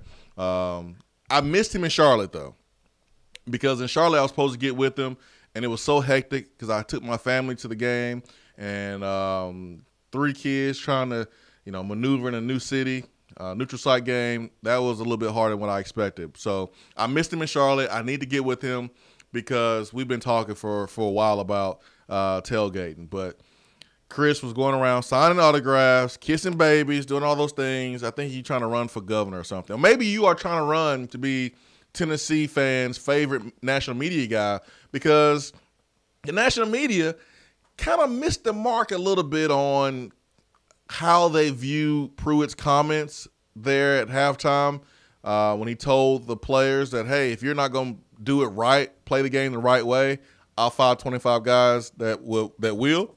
And people looked at that as Pruitt making excuses that he's playing without his players. I didn't see it that way. I saw where he just wants them just to not worry about the scoreboard, play the game the right way, play hard, do what you're supposed to do. And he felt like some of his guys were intimidated and didn't do that on Saturday. That's how I read it. I didn't read it as him making an excuse that he didn't have his own players. Chris, how did you look at that? Well, the first thing is, Jeremy really has, since he's been at Tennessee, and certainly every conversation I've had with him, has steered away from any kind of conversation about, these are not my players, or I got to get my own players in here. And he'll tell you, we got to get better. We got to recruit at a level that Georgia, Alabama, and Florida schools are. I mean, he'll be very open about that. But as far as these not being his guys, no, it's his program, it's his football team. They're his players now. And I've said on your show and other shows, I admire the fact that we haven't heard a lot of that same rhetoric that you hear from a lot of first-year coaches that just keep saying over and over again, I got to get my players in here. We haven't heard that from him. I think you can hear sometimes, Jason, what you want to hear. You can read into stories and tweets what you want to read into them. And I think that's probably what happened, what Jeremy said. Listen, if you've been around Jeremy and listened to him this year, that's pretty close to what he's been saying all along. Is if you're not going to compete, you're not going to take hard coaching, and you're not going to respond to us challenging you, then this is probably not the place for you. And I think he said, we got some who are trying to do it the right way, but got a bunch more or not. If that's the way it's going to be, I think more guys who'll fall in and we'll do it the right way, and we'll go from there. So that's who he is, and he doesn't apologize for it. I do think all this, and we've talked about this a bunch, is part of his evolution as a head coach. We all wondered, and I know I wondered, about him in a couple areas, and not as a football coach or not as a guy who can recruit, but managing a program, managing personalities, managing players, managing all the things on the periphery that you have to do as a head coach. And I think now going forward, we start to find out about some of that. Does he press the right buttons with certain players? So far, I think, and I've told you guys, I thought this team responded brilliantly to him and the staff. But we still got a good chunk of the season to play. And this, for Tennessee, in a lot of ways, will be the most critical part of the season, because there's some games out there now that if they play better and play cleaner football and continue to improve, that they've got a good chance to win. I don't have an issue with the national media. I think sometimes, and it's tough because, Chris, you are considered national, but you live here in Knoxville, so you have a pulse on what's going on a little bit better than other national guys. But they fly around on this airplane, and they're flying around the whole entire country, and they're looking down on programs, things like that, and they see smoke, and they go, "Oh my gosh, there's a fire down there." No, man, we just barbecuing. We just barbecuing. That's all that is. There's no problems here. There's no fire. There's a fire in the pit. We're barbecuing. I think they just kind of just swoop in. They see things from a long distance and they just make these statements, and they're just off base. Like, yeah, most coaches do make excuses to buy time, but that's not what Pruitt has been doing all season long. He just wants the guys to play hard and do it the right way. And he told them from day one, don't worry about the scoreboard. So, yeah, that's. I just want to get your take on it, Chris. Yeah, you're right. He's going to challenge, man. I think that's, and he's not afraid to. I can promise you this, and I think you know this too. Whatever he said to CBS at halftime, and whatever he said, I was not in his press conference after the game. Whatever he said in those post-game comments were tame compared to what he told the team in the locker room and at halftime. I think maybe a chalkboard or another grease board may have taken some abuse at halftime. That's just my understanding. Yeah, I heard what he said at halftime, and but he's not gonna apologize for who he is and how he goes about it. That's who Philip Fulmer hired. Coach Fulmer knew it when he hired him, and that's the way Jeremy rolls. You know, I think the national media go. You're right. That's a pretty good way of describing. You drop in, you see what you see, you offer your take. And whatever somebody else's take may be different than yours or mine. But if you're not here all the time, sometimes things do get a little skewed. Because I've swung and missed a bunch of times too on other, and that's why you got to remind yourself that, if you're just dropping in, sometimes you don't know the whole story. You haven't walked in that program or that coach's shoes long enough to sort of know what's going on, or a fan base's shoes to really have a feel. That's why you do your best to be as informed and talk to different people and try to get different perspectives. And I think that's that may have been what happened. But I think Jeremy again doesn't really care what I think or you think or anybody else in the national media thinks. He's going to do it the way he feels like he needs to do it. What is going on in Louisville? Speaking of national media having a 50,000-foot perspective, I know you talk to folks and you travel around the country. What are your people telling you about what is going on in Louisville? There's been a little bit of talk about Bobby Petrino's job security and Jeff Brom, the former Tennessee coach, beating Ohio State at home and slaughtering them, and Brom played at Louisville. So I think you can connect the dots of where Brom may want to end his career. It looks like that Louisville has a pretty big buyout. They want to get rid of Bobby Petrino. There's been a little bit of talk about Bobby possibly getting in trouble some more. Is that rumors, or have you heard a little bit more about that? Yeah, as far as anything off the field, no, I don't want to talk about any of that because I don't know what's fact and what's fiction. Gotcha. I know it's been a rough run for Louisville, period. Since the university, you think about all the Patino stuff. It's been a bad year on the field for the football team. Of course, the AD. The guy that hired Bobby is gone. So a lot of transition. And, yeah, Brom's the natural name. So that's where he played. And the hot name now after just absolutely clobbering his Purdue team, absolutely clobbering Ohio State. I would say Brom would be a guy that's going to have a lot of opportunities after this season. We all know Tennessee talked to him last year. I think after this year, especially if they continue to play the way they have, and they build off that Ohio State win, he's gonna, there's gonna be a lot of places that are reaching out to him, and I'd say some of them are gonna be better situations in Louisville. So we'll see. And I don't know what's going to happen with Bobby and Louisville. They had really been on a pretty good trajectory for the most part until this year. So, and he does have a big buyout. We'll see if it's to the point to where Louisville feels like, as they look at that total picture, that it's worth paying that buyout. One thing I'm not surprised at anymore, guys, about anything, is what schools are willing to pay to get rid of coaches and try to bring in the quote-unquote right coach.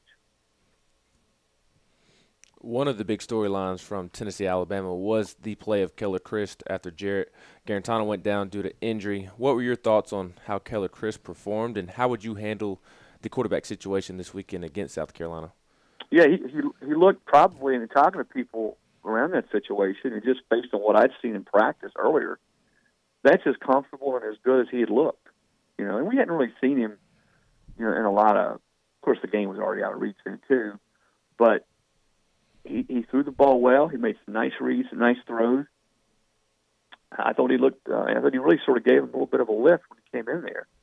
How do you handle it? Here's the way I handle it. If I feel like Garantano's healthy and not limited and not restricted, he's still my guy.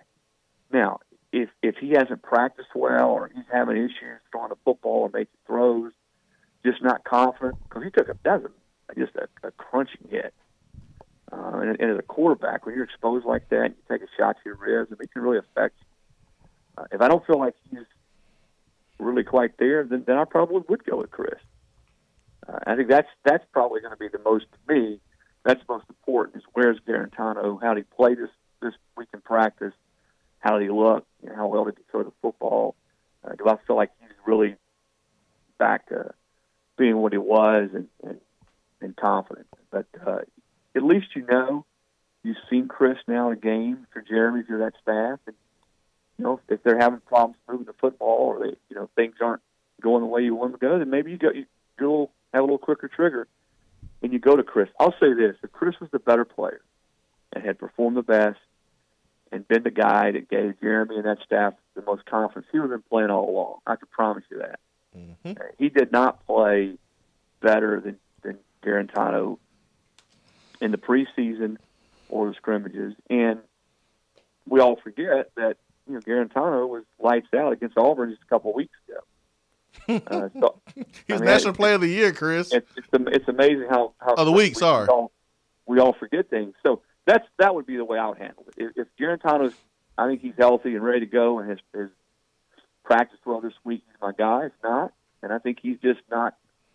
There's going to be some limitations and restrictions. Then I would probably go with Chris. Well, we kind of had a question similar to your comments there about the quarterback situation from a listener yesterday. Do you take an 80% Jarrett Garantano or 100% Keller Christ? I don't know what percent. I mean, put it this way, Benny. If I think Garantano is significantly going to be limited in what he can do, his ability to protect himself, to make the throws he's going to have to make, because I can promise you Tennessee's going to have to make some big plays in this game. Go back to the Auburn game. The reason they won that game, the major reason, is they were able to strike down the field. Receivers made plays they protected. If I think there's significant limitations or restrictions on what Jarrett can do because of the injury, then I would go with Chris. If I think he can, if he has shown me in practice this week, he can make the throws, he's confident, he's not a little gun shy, because sometimes you take a hit like that, to the ribs as a quarterback, that can work on you. Yep, hard to breathe. Absolutely, because you're so exposed. When you're throwing it, you just get crunched. So that would be my answer to that. I don't know what percentage, but if I think there are definite limitations, then I would go with Chris to see what happens. I think you can also sort of maybe feel it out in the game if you get in a couple possessions and he's just not, if Jared is just not clicking and you can tell it's just he's not himself, then maybe then you pull the trigger. You go with Chris. Chris Lowe, ESPN here on the Swain Event. South Carolina had a lot of hype coming in. At one point during the season, Chris, having you here on the show, we looked at South Carolina and Mississippi State being the two most disappointing teams in the SEC. Auburn has taken the lead there. They are the most disappointing team now. But South Carolina still have quarterback issues, questions. I thought Jake Bentley was going to be the guy for a very long time at South Carolina when he went in as a true freshman. Should have been in high school. Yeah, we know that. But he is kind of falling off the tracks there at South Carolina. What is going on, and why haven't they been more successful this season? Well, one, they haven't really helped Bentley a lot in a lot of areas. They haven't been able to run the football. That's been a problem for him all year long. His receivers have dropped. And I watched most of that Texas A&M game a couple of weeks ago, and there was a lot of chatter there, just as there is here, about should it be Scarnecchia, should it be Bentley. And, they were right there with a chance to win that A&M game, and his receivers dropped some just critical passes. passes had been catches would have made a big difference in that game. He hasn't been great, but he hasn't been nearly as bad as I think some fans would lead you to believe. And when a backup comes in, I mean, we've been doing this for a long time. When a backup comes in, like Scarnecchia did against Missouri, it leads you to a win. He played really well in that game. Big win for South Carolina in bad conditions. All of a sudden, everybody's like, well, God, we need to go with this guy. And I go back to what I said earlier. Coaches are there the entire time. They know who's been the most effective, who's been the best guy. And I think that's sort of what's going on in South Carolina now. It's, again, just like Garantano and Chris, if they get in this game and Bentley's struggling and he's missing passes, you may see Scarnecchia. But they've got to be able to run the football. And what teams have done against them is they've stuffed that run, and they've been in offensive passing situations. They've come after it, and they haven't been real effective, which Tennessee's going to have to do that. Tennessee cannot let them generate any kind of run game in the first or second quarter. That to me, is the most critical part of this game to evolve. Is they've got to make them one-dimensional and get them in a situation where they're having to throw every down. And if they do that, then I think Tennessee's got a chance to win it. Is Will Muschamp facing any heat from the fans because of the disappointment that they've had this season? No, I don't think so. I mean, you look at what he did last year. They had a big year. They still got a chance. You look at it they still got a chance to finish up pretty well. It got Clemson, coming up on down the road.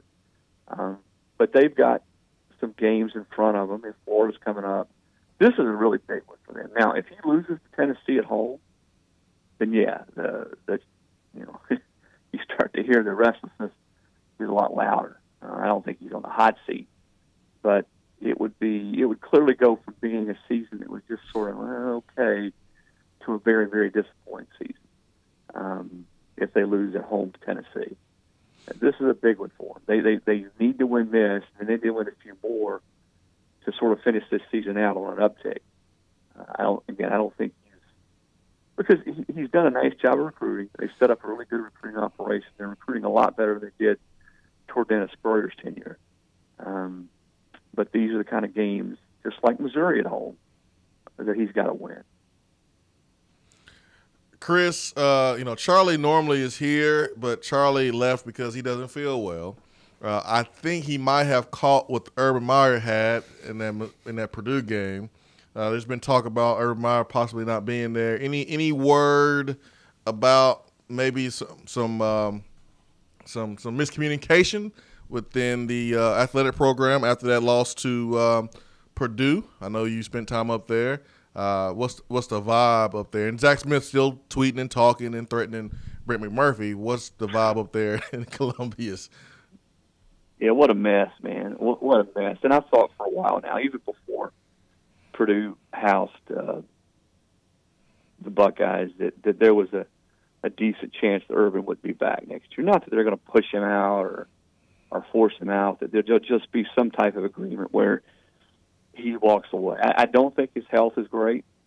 I mean that sincerely. I don't say that he's using that as an excuse. I think he's had some problems and issues. I think the way this all went down with the Zach Smith, Courtney Smith situation, the suspension, his wife being right in the middle of it, I think that's taken its toll on him. And having talked to the people close to him even earlier in the season, I think I'm not saying that he definitely won't be back. I just think there is a chance that you don't see him back coaching at Ohio State next year. I think the health things are real. I think the wear and tear, having gone through this, is real. And I do think with some of the things that happened, behind the scenes and administratively, I guarantee you there's some strife there. There would be anywhere. And how much more is he willing to sort of weather? I don't know. But I think if we hear in December that he's stepping down, I certainly wouldn't be flabbergasted. Do you think Urban will be in the Saban rehab program, the head coach's rehab program next year? Well, I think what you're going to see him do is take a year off and reassess, just like he did the last time. Maybe even more than a year. I'd say probably his wife will have even more say. She had a lot of say last time. and just sort of see where he is and what's out there. I mean, those coaches are coaches, man. That's what they do. It's hard for them. Urban's still a young guy now, health-wise. I don't know. I don't want to speak for him, but it's hard for those guys to when they break away to stay away. It just is. Yep. It's in their blood. It's intoxicating. Good and well, if he doesn't come back, that a lot of people are going to be interested in trying to woo him back into coaching. So, wow, we'll see. But things don't look. You remember when he left Florida, and he said it's a broken program right now, and he said that himself. I don't think Ohio State's necessarily broken, but they don't look completely healthy either. They just from the head coach, his personal health, all the way down through with what's going on, and I just that's why I think if you add all those things together, Jason, I think there's a decent chance that he won't be the head coach there next year. Chris, the SEC East is going to be decided over the next 2 weeks, in my opinion. You've got Florida, Georgia, and Kentucky, Missouri this weekend, and then the next weekend Georgia goes to Kentucky. And with Georgia's quarterback situation and Terry Wilson not playing very well at Kentucky right now, I'm starting to think Florida may be the one that ends up in Atlanta. How do you see the SEC East playing out over the next 2 weeks? Yeah, they got a chance. And I felt like from the get-go Florida was going to have a chance because they were so good on defense. They would be in every game they played. They create so many negative plays and forced turnovers, and I think that helps mask some of their limitations on offense. Georgia hasn't been able to stop the run. I think that's going to be pivotal in this game. Can Florida run the football and get into some pretty good manageable third down situations. If Florida wins this game, though, you're right. And then because remember the next week, Georgia has to go to Kentucky. Kentucky plays at Missouri this week. So these next 2 weeks, as you point out, are, I think, probably going to tell us who wins the East. And remember, though, if Kentucky and Florida are sitting there with the same number of losses, Kentucky gets the tiebreaker because they won head-to-head. So that's what makes this game this week for Kentucky at Missouri so important. I think Kentucky really needs to win that football game. Chris, if you had to pick this game against Tennessee, South Carolina, it is a home game for South Carolina, a night game, and boy, they rock there at that stadium at night. Both teams are coming off a loss. Who do you like in this game, and why? Yeah, well, actually, the Gamecocks were off. Oh yeah, they were. That's right. They're coming off a bye. I think that helps them a lot because they sort of have that week to sort of re-energize and get healthy. Tennessee coming off a tough beating mentally, physically, and if you go back and look at teams' records, Jason, after playing Alabama, it's not real good. In fact, it's bad. Teams typically do not play well the next week after they play Alabama. So I think the culmination of all those things, the fact that Tennessee is coming off that beating, Garantano's hurting, you wonder where Tennessee is emotionally right now. South Carolina coming off a bye week, the game's that night at home. I think South Carolina is the pick here. Tennessee's going to have to play certainly cleaner football than they did, and they're going to have to, just like I told you guys 2 weeks ago, if they play clean against Auburn and they hit big plays down the field, I think they got a chance. Same thing here, but I think it's going to be a lot harder, especially with some uncertainty and coming off a loss. So I think South Carolina is probably the pick, and I think this is one, too, if you look at it from South Carolina's perspective, that they know from Muschamp on down that they got to have. Well, Tennessee got to have this win, too, Chris. If you're not picking Tennessee to win this one, and Tennessee, obviously, the goal is to get to a bowl game. If they get to a bowl game, you can consider this season a success. Oh, absolutely. Where do you see, first of all, do you see Tennessee getting to a bowl game? And if you do, where are those wins potentially coming from, in your opinion? Well, if I'm picking the Gamecocks, I don't think they're going to win this. They're going to have to. That would be. They're going to. You figure Charlotte. They're going to win that one. Vandy, Missouri, and/or Kentucky. One of those three. So I mean, they're going to, as I said, they're going to have to do some damage here in the second half of the season, and they're going to have to stay healthy. They're going to have to find a way. Special teams, I think, will be key. They've got to play well in special teams down the stretch and make some plays. Help themselves with some plays on special teams. Got to tackle better. They didn't tackle real well. Those are some things they've got to clean up and get better. But those games, if they don't win this one on the road, those are the games that they're going to have to try to find a way to win. Well, we'll certainly see, man. We'll certainly see. Chris, I really appreciate the time this morning, man. Really, really, really enjoyed it. I always look forward to it with you guys. Get me up early on a Wednesday, get me going, and I'll look for you on right after Judge Judy tonight. I'll look for you on the tube. Yeah, I don't know if I'll be on there on Wednesday, but I'll be on there Sunday. Sunday nights I'm on there. Listen, there are fewer days. There are fewer days that you aren't on TV. Oh my God! Than you are. Okay. Sunday, that's it. All I know is Swain was on TV 2/3 of the weekend this past weekend, Friday and Sunday. Yeah, I mean, he's a human walking, breathing television. What he is. Unreal. Chris Lowe, ESPN, ESPN.com. CeeLo ESPN on Twitter is how you can follow him. Chris, thanks so much for your time, man. Really appreciate that, and good luck on the campaign. You bet. See you guys. See you. Chris Lowe's time here is brought to you by Tennessee Regenerative Sports Medicine, where they specialize in regenerative non-surgical orthopedics, treating damaged ligaments, tendons, and joints, including rotator cuff injuries, knee instability, elbow and foot problems by injecting with stem cells, PRP. This form of treatment is performed under ultrasound guidance, and by doing so, it stimulates the body's own reparative process and allows the healing of damaged tissue.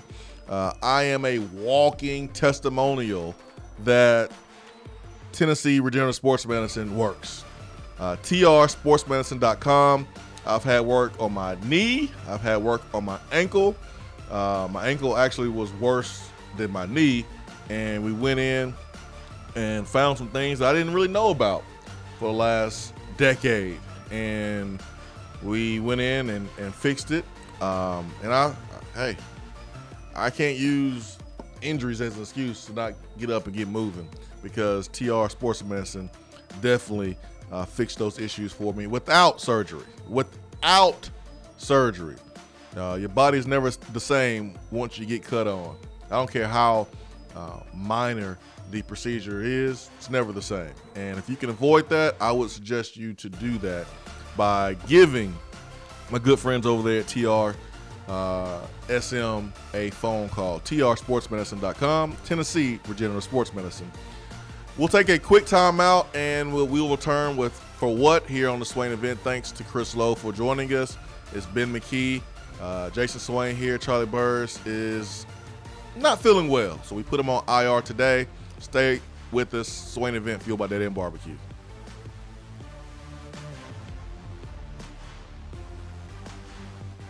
You're driving home, flashing blue lights in your rearview mirror. The next thing you know, you're being arrested for DUI. Be responsible, but remember, just because you're arrested doesn't mean you're guilty. Call DUI and criminal defense attorney Marcos Garza. Put this number in your phone right now, 865-540-8300, because you never know when you or a friend will need it. Don't say guilty, say Garza. 865-540-8300 and GarzaLaw.com. JC's Tree and Landscaping Service specializes in quality tree work done at an affordable price.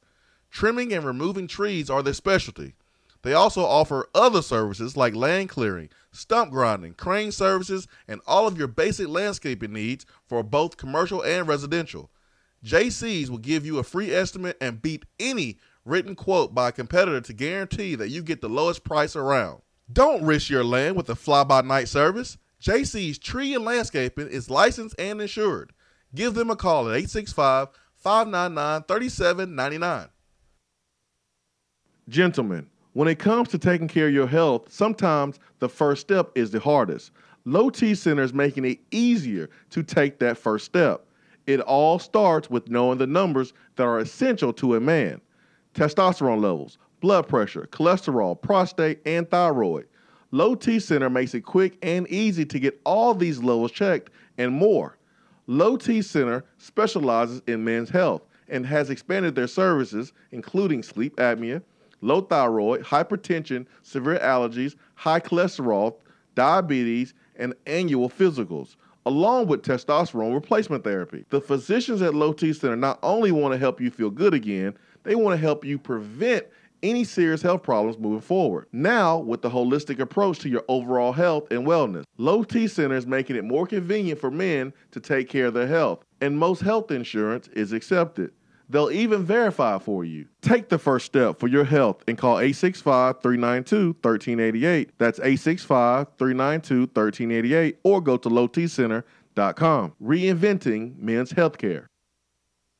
Beatty Chevrolet is celebrating 85 years of low prices. And during Truck Month, choose from over 400 trucks and SUVs, all deeply discounted. Like a new Silverado, now 25% off. A new Equinox, now 20% off. And a certified pre-owned 15 Equinox or Terrain, now $16,995. Plus, buy with confidence with the Beatty warranty for life. Big selection and even bigger savings. That's why it's better at Beatty Chevrolet. Stock number 232, savings off MSRP, include all dealer savings and manufacturer incentives with approved credit list finance through GMF. Offer expires 8/31/18.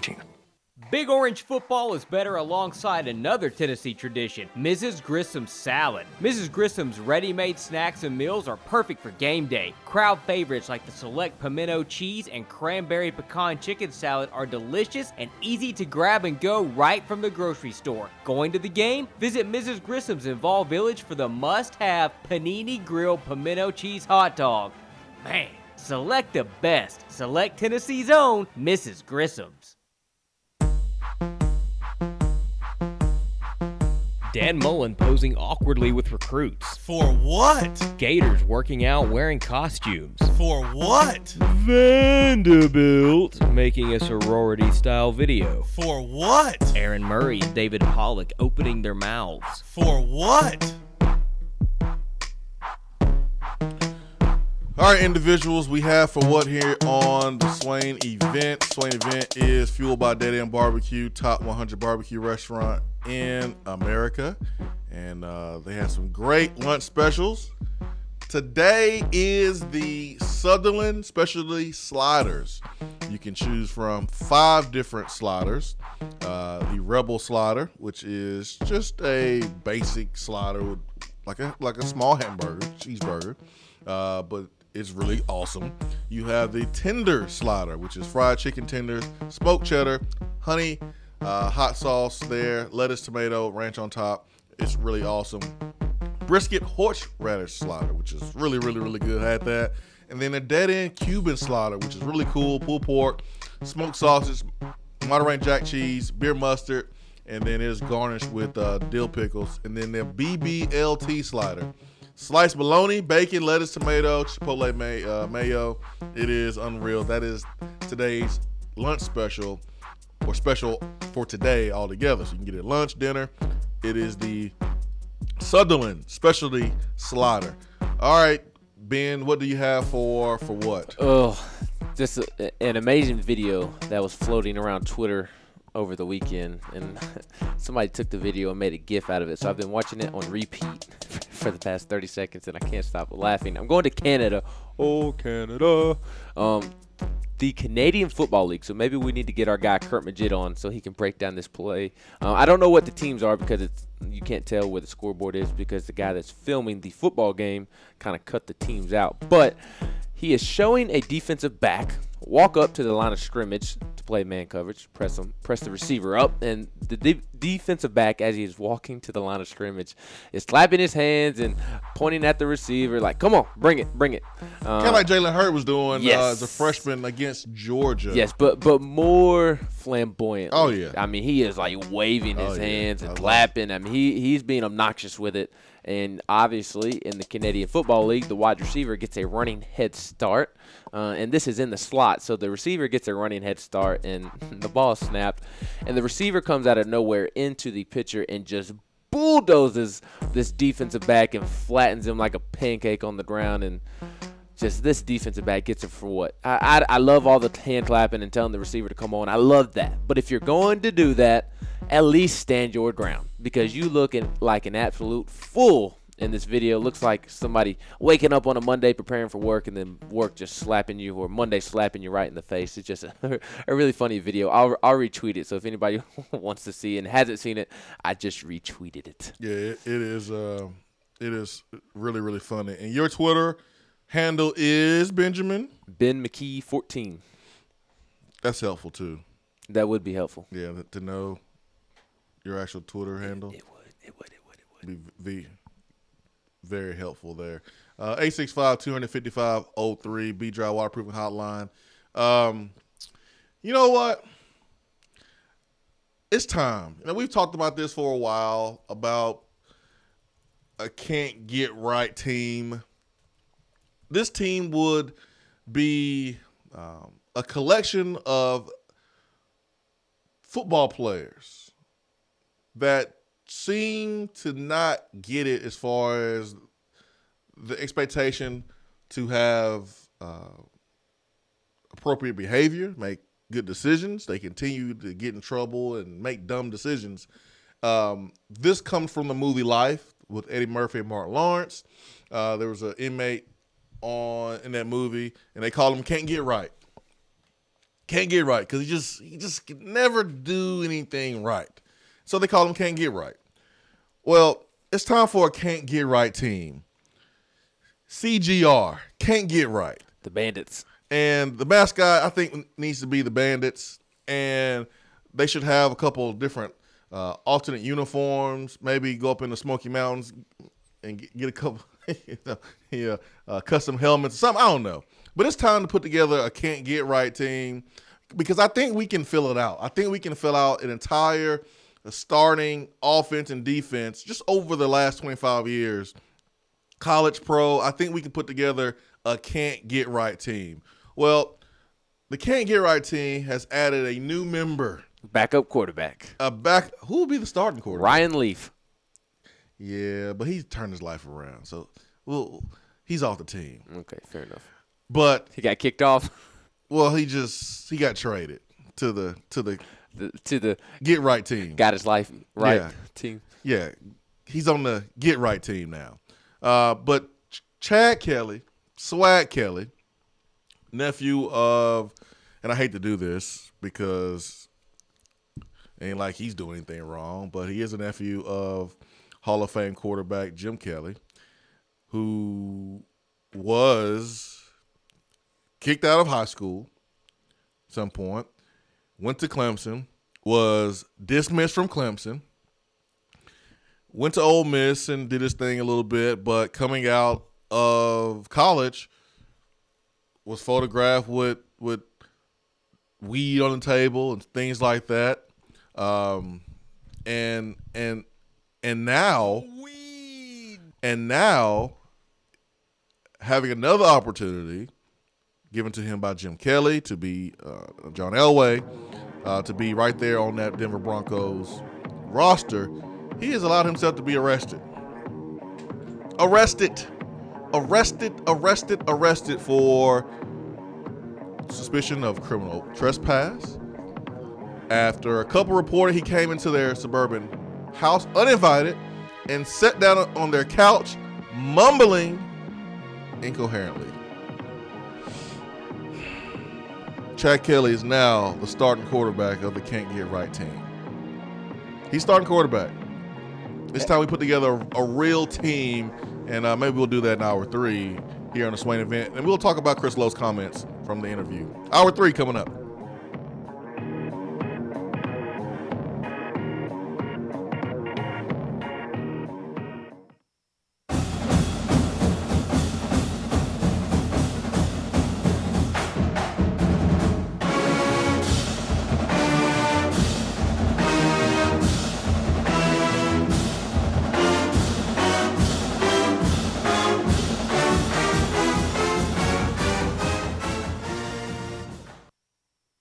If you love the Swain Event and you want more of the show every day, you can now get it with Swain Event Plus. Swain Event Plus features exclusive, in-depth interviews with former Vols. She saved my life.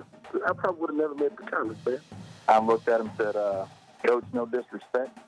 I'm going to Tennessee. I'm going to play in the SEC. With Swain Event Plus, you can also get access to the exclusive podcast Reel on the Hill with Tennessee media legend John Bryce. What is going on there with that battle? Had lunch with some folks over the course of this past week who indicated some inside the program believe that Jarrett Garantano is really ready to take that next step. So go to SwainEventPlus.com right now to sign up and check out all of the amazing extras that you can get. That's SwainEventPlus.com. Get more. Hour 3 of the Swain Event is brought to you by the Low T Center and LowTCenter.com. Do you know your numbers?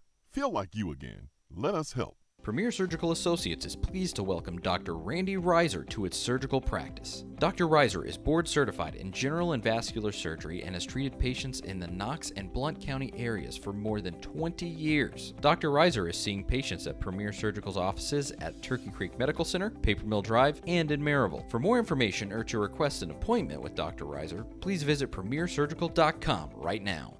Today looks to be sunny with a high of 63 and a low of 43. There is a 30% chance of rain tomorrow with a high of 55 and a low of 47. Friday, the chance of rain increases to 80% with a high in the lower 50s. Weather on the Swain Event is brought to you by Be Dry. If your basement is wet or cracked, Be Dry can help. BeDry.com. Do you have cracks in your foundation?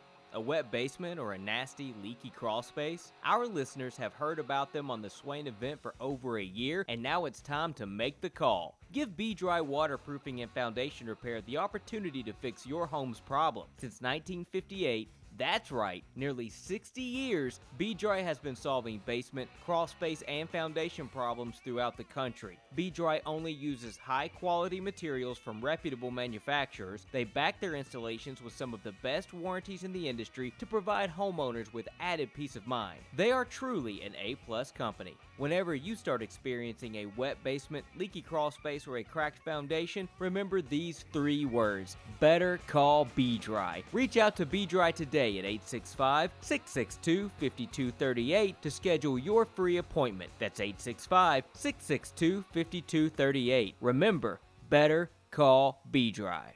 Do you want a custom themed tumbler or bottle to show off your team spirit every day of the week? Well, look no further than Game Time Sidekicks. Every design has you, the fan, in mind. Their tumblers and bottles are double-walled, vacuum-insulated stainless steel, and their quality is second to none in the market.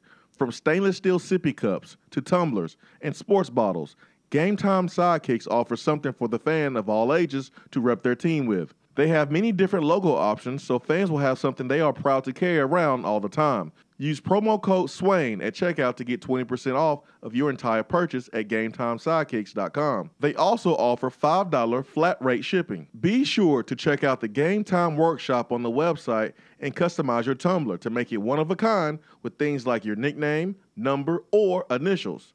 Game Time Sidekicks. Show your colors and carry your team.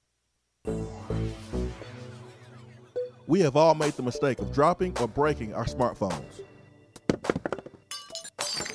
See? But did you know that you can have it repaired for a fraction of the cost that it takes to replace it? Well, you can, because iDrop is the area's leading mobile repair store, home of the 1 hour or less phone repair, 1 year parts warranty, and #1 customer service. Broken screens, cracked cameras, charging ports, batteries, you break it, we'll fix it.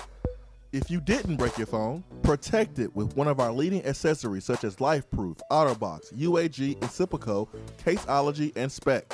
Visit our West Hills location at 7115 Kingston Pike between Office Depot and Hardee's, or call 865-888-9740 and speak with our trained technicians to see how we can get your phone working today. You're listening to the Swain Event, fueled by Dead End BBQ. Check them out online at deadendbbq.com.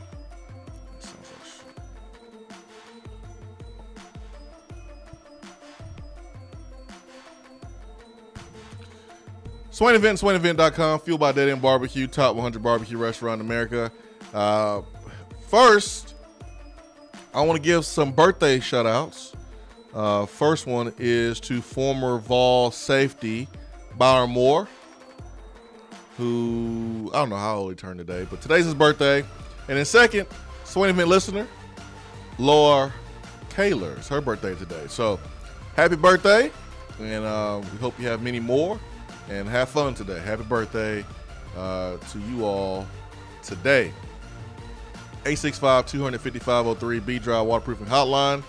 All right, so Ben, what stood out to you the most when Chris Lowe was dropping knowledge? I think the end stood out to me the most when just kind of getting his expectations for the rest of the season, because he picks South Carolina to beat Tennessee because of South Carolina coming off a bye week, Tennessee coming off their loss to Alabama. And I believe, to Chris's point, I saw a stat where teams have lost the 2 games following their game with Alabama. So that is cause for concern. I think there is a lot of evidence to that theory that teams struggle the week after Alabama. So that is concerning. So that was kind of why he picked South Carolina to beat Tennessee. But it's concerning if South Carolina does beat Tennessee, because their chances of making a bowl game really go down, because I am of the belief that if Tennessee makes a bowl game, which I think they do, I think they beat South Carolina this week, and I think they beat Charlotte, and then I think they beat Vanderbilt. I don't like the matchups that Missouri presents with Drew Lock, and then I do not like the matchups Benny Snell in Kentucky presents. So I think those 2 football games are losses. So it's kind of weird that I have Tennessee winning their 2 remaining SEC road games, but losing their 2 SEC home games. I just don't like the particular matchups in those games. But that was what stood out to me the most, because I think it's critical that this football team gets to a bowl game, and it would be a complete success if Jeremy Pruitt can get this team to a bowl game. So that's kind of what stood out to me, because it's going to dictate whether or not this season is viewed as a success or not. This team, if they don't win against South Carolina, I think the percentages go down like 20-something% of making it to a bowl. If they win this game, I think it's like 70-something%. So this game is very, very important. I do see what Chris Lowe's talking about. When you play Alabama, it's hard to recover, to bounce back. But you got blowed out. You really didn't have to play your starters in the 4th quarter. So those same starters, they should be ready to go for the next game. Now, I think the quarterback situation is intriguing for Tennessee, who's going to take the snap. I think JG will be the starter and give it a go. He's tough as nails. Can he play like he played against Auburn? If not, then Pruitt has to make a decision there. But this is a very important game if Tennessee wants to go to a ball game. You're putting a lot of pressure on yourself you got to win. You got to win 2 out of the 4 against SEC opponents and beat Charlotte. So if you lose to South Carolina, now you have to win 2 out of 3 and beat Charlotte. And that just puts a lot of pressure on yourself. Kentucky, yes, they're 12th in the country. You mentioned it. The quarterback's not playing that well defensively, other than a play there, Auburn, and playing Alabama, who's the best offense I've seen in the last 20 years in college football. Tennessee has done a pretty good job of not allowing huge explosive plays, and Tennessee has been able to get some explosive plays. They got some against Alabama. Actually had more explosive plays than Alabama, which is crazy when you think about it. Missouri, they're up and down. I look at them kind of like, I look at us. They did have a really good win over Purdue earlier in the season. Purdue's not the same team that they was when they lost to Missouri, but that was a good win. We have a pretty good win over a talented football team in Auburn, even though there's some dysfunction. But Vanderbilt, we know they'll probably play their best game against us. So you put pressure on yourself if you don't get this win. Hopefully they can get that. Hopefully what Pruitt said lights a fire under these boys, because you have to turn the page as quick as possible. You have a lot to play for. Kyle Phillips talked to the media a little bit. Eli Wolf talked to the media a little bit. Shaw Tuttle's words were very strong yesterday, in that want to go to a bowl game. And if you're not hurt at this time of the year, you have not played. Everyone's banged up. Everyone is sore. Everyone is. Everyone is in the training room. The training room should look like a mass unit to a certain extent as far as getting treatment, things like that. You don't want to have guys out for the game. You don't want to have a ton of guys out, but you want to have the training room packed this time of year because you know that your guys are doing what they need to do to get back as close to 100% as possible. You're not going to be 100% at the end of October. Not in the SEC. No way. It's too physical. And you practice every day and you run. If you're a wide receiver, and here it is almost the end of October. Think about every day in practice. No one runs more than the wide receivers. No one. You're running go routes, you're running post routes, you're coming back, you're running again and again and again and again and again. No one has more miles on them than the wide receivers. You don't have to take big shots to be sore or to not be 100%. It's just the amount of running that they do during the week. You have Monday practice. You have Tuesday practice. You have Wednesday practice, Thursday practice. Every week you take those days. Over time, you're going to be sore. You're going to sprain an ankle. You're going to have a tight hamstring. You're going to have, a tight quad. You're going to get, need extra stretching, extra treatment. That's just part of a football season inside the SEC. So, Shaw was 100% right. If you're not banged up, if you're not hurting a little bit, that means you have not played. I don't like Chris's pick that Carolina's going to beat Tennessee. I don't like it at all. I don't either. It makes sense, though. Man, it does make sense. I hate it. And it's going to come down to the same thing that it's come down to all season, the play in the trenches. Can Tennessee's offensive line be average enough to where it gives either Jarrett Garantano or Keller Chris that extra second to get rid of the ball? And can a pass rush be generated on the defensive side of the ball and force Jake Bentley into some turnovers if he plays?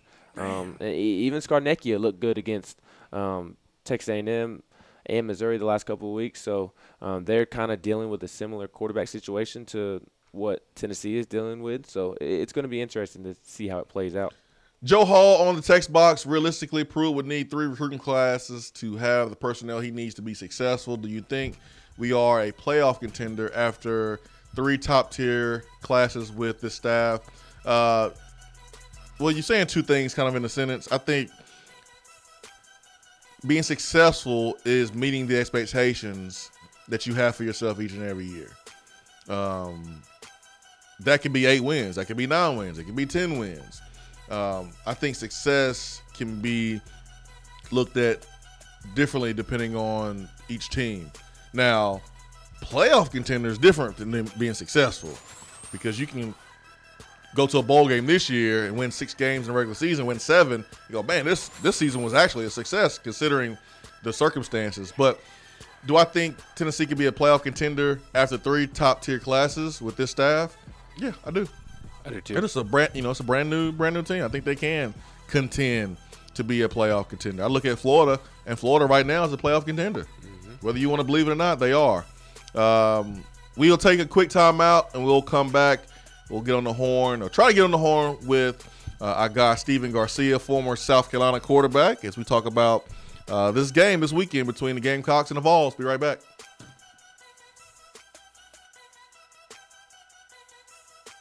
Hour 3 of the Swain Event is brought to you by the Low T Center and lowtcenter.com. Do you know your numbers? Feel like you again. Let us help. VFL's Jason Swain and Todd Kelly here with our Men on Football and Smoothie segment. Let's discuss some of our favorite smoothies and how they impact our lives. TK, man, tell me which smoothie comes to mind when you think about playing defense. Swain-O, the Peanut Butter Power Plus and the Power Punch Plus provide the energy needed to make plays every time they take the field. Then you have the Gladiator and the Hawk, nutrition every dominant player has to have. Bottom line, everyone wants to be a dominant player. Now, Swain, you tell me about the offensive side of the ball. TK, it's simple. You always score with Smoothie King. The shredder personifies what we are going to do to opposing defenses. The berry punch and activator will light up the scoreboard. And in case we need to go into overtime, the pure recharge will put us over the top for the win. Swain-O, you know I love football and Smoothie King. I'm a VFL, a Smoothie King for life. The chocolate gladiator and the chocolate shredder with the scoop of peanut butter, oh, that's my go-to smoothie. They get a chest bump all day. Yes, sir. This concludes our Men on Football and Smoothie King segment for today. Don't forget the Sip by Sip program. Use Smoothie King as a meal replacement 5 or more times a week, and you'll feel and see the difference. Smoothie King, the healthy alternative to fast food. Delicious and nutritious. TK. Don't forget the peanut butter. Yeah, boy. Gentlemen, when it comes to taking care of your health, sometimes the first step is the hardest. Low T Center is making it easier to take that first step. It all starts with knowing the numbers that are essential to a man. Testosterone levels, blood pressure, cholesterol, prostate, and thyroid. Low T Center makes it quick and easy to get all these levels checked and more. Low T Center specializes in men's health and has expanded their services, including sleep apnea, low thyroid, hypertension, severe allergies, high cholesterol, diabetes, and annual physicals, along with testosterone replacement therapy. The physicians at Low T Center not only want to help you feel good again, they want to help you prevent any serious health problems moving forward. Now, with the holistic approach to your overall health and wellness, Low T Center is making it more convenient for men to take care of their health, and most health insurance is accepted. They'll even verify for you. Take the first step for your health and call 865-392-1388. That's 865-392-1388, or go to lowtcenter.com. Reinventing men's healthcare. All right, team, listen up. It's tailgating time again in Tennessee. But most importantly, team, you're going to need to refi that tailgate and the truck it's attached to with a refinanced auto loan with Alcoa 10 Federal Credit Union with their Got That promotion. They'll give you up to $500 for your debt. Are you serious, Coach? That's right, Johnny. Alcoa 10 will pay you up to $500 for your debt. Now, let's get out there and spread the word. Say it with me. Alcoa 10, Alcoa 10, Alcoa 10. ATFCU is an equal housing lender. For a replay of each day's Swain Event TV, like us on Facebook. My man Steven Garcia is on the line with us, the B-Dry Waterproofing Hotline. One of my favorite players in the SEC over the last couple of years. Steven Garcia, Connor Shaw, a lot of great guys who played in the SEC. Garcia always keeps it real. He joins us here on the B-Dry Hotline. Steven, good morning, man. Hey, what's going on, man? How we doing? I'm great, man. How are you doing, man? Long time. Yeah, I know. It has been a while. What's the latest? Oh, man, well, both teams trying to get to a bowl game. Your boys over there in South Carolina and my boys over here in Tennessee, man, trying to fight to get to a bowl game. Yeah. You know, your boys over there, Jake Bentley entering the season, man, a lot of promise, a lot of expectations, and it looked like the Georgia game kind of knocked the air out of Carolina fans there. What do you think? No, I think you're 100% right. I mean, there was a lot of talk going in, and everybody was saying that Georgia's never beat South Carolina. While South Carolina's been ranked at home, and the way that game went, man, I watched it. It got ugly pretty quick, and we were just never able to recover. And I think it's just. That was tough, man. I think this bye week couldn't have come at a better time. So hopefully we can rebound a little bit. You play for the ball coach Steve Spurrier there in South Carolina. He's now at Florida. You understand what it takes to play the position. I mean, when you look at Jake Bentley, when you look at the quarterback situation, what needs to improve and what has been an issue from that position? Well, I mean, I think that there's a lot of things that go into it. There's a lot of drops that's been going on this season. I think, I'm not going to say that it's all receiver's fault, because Jake has struggled a little bit. He's missed a few throws that he's been capable of making, and he's made in the past. So, it's a combination of everything. First year offensive coordinator, I think that has a little something to do with it.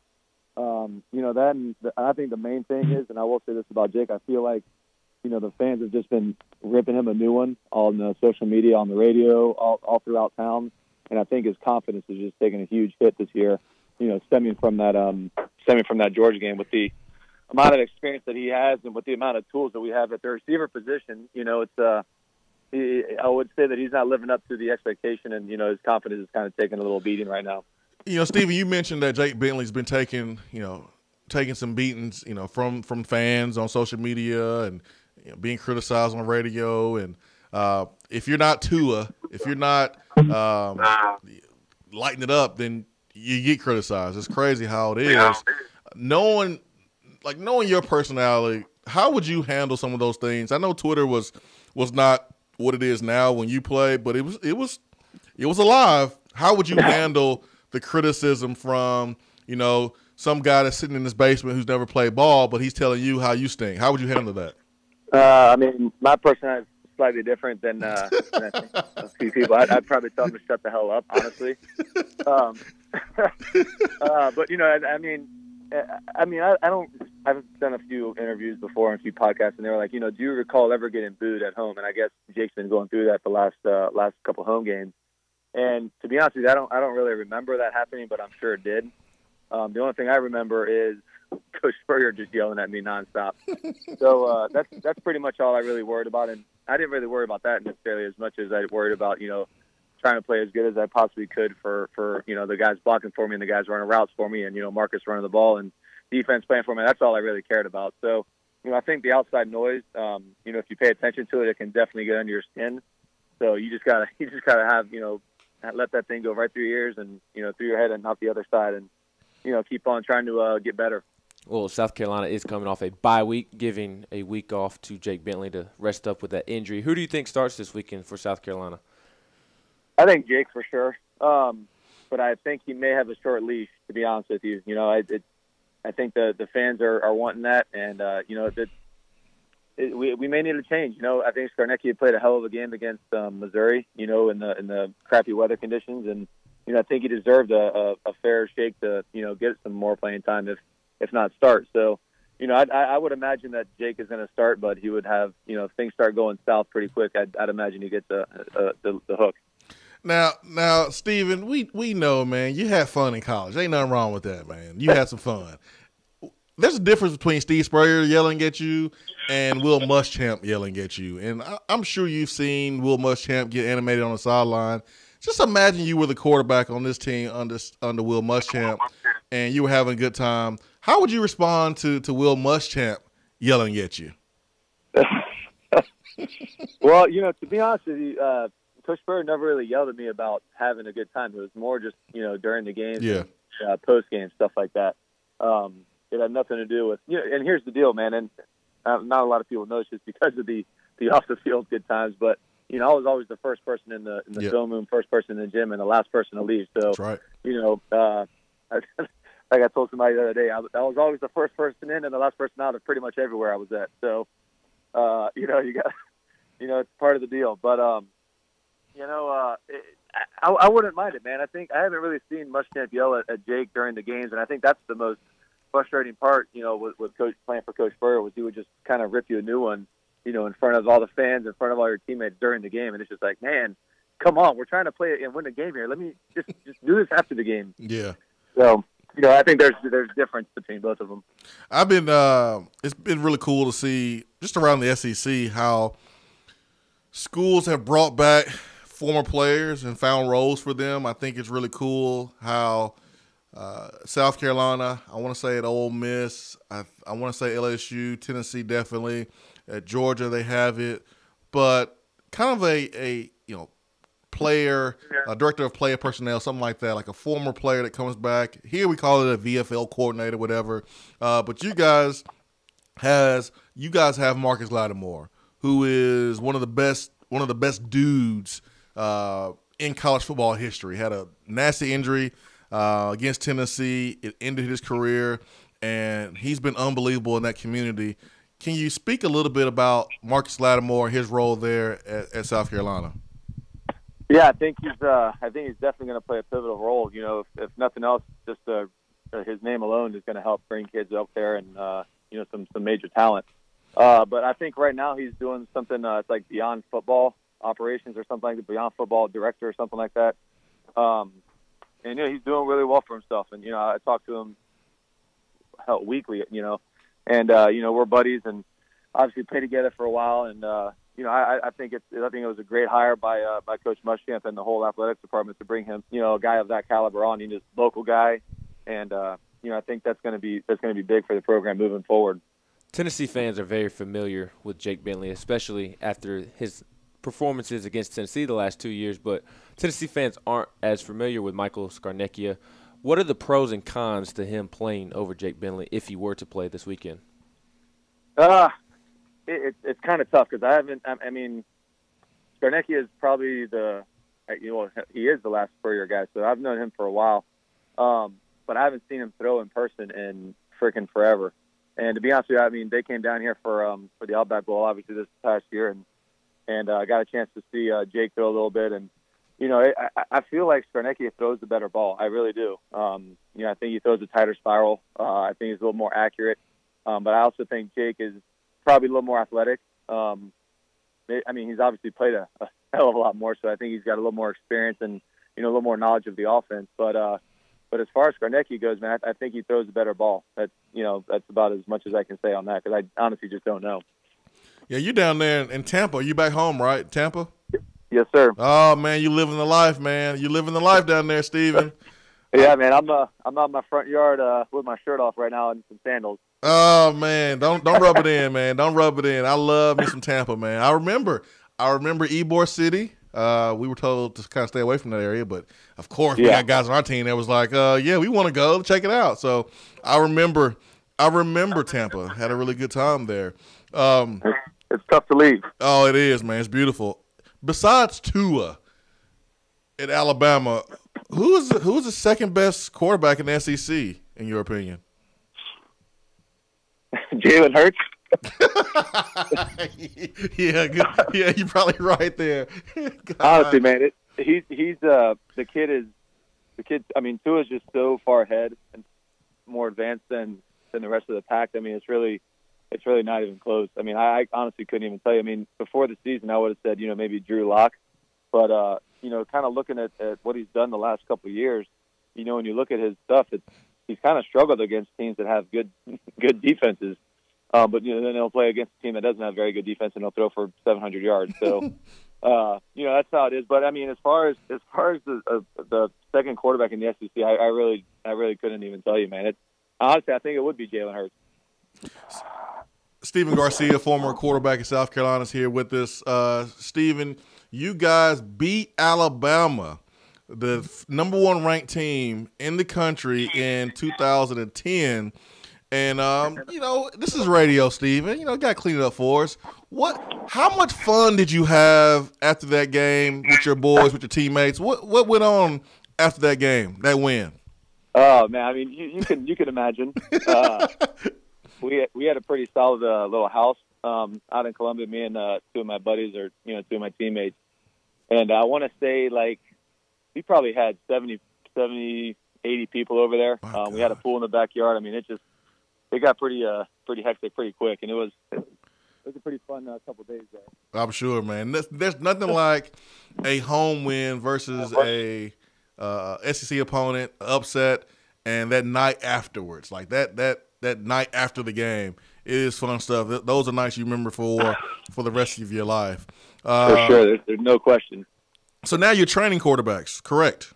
Yes, sir. Yep. So when you're training quarterbacks, Steven, what are some things you're telling them that possibly that you were told that maybe you overlooked? I know I have things that I say to my receivers when I train them. I go, okay, that's what coach was telling me. I didn't necessarily understand it then, but now I teach it. I definitely understand it. What are some things that Spurrier or some other guys have taught you, told you, or maybe coached you on that you didn't really understand until you became that coach and that trainer?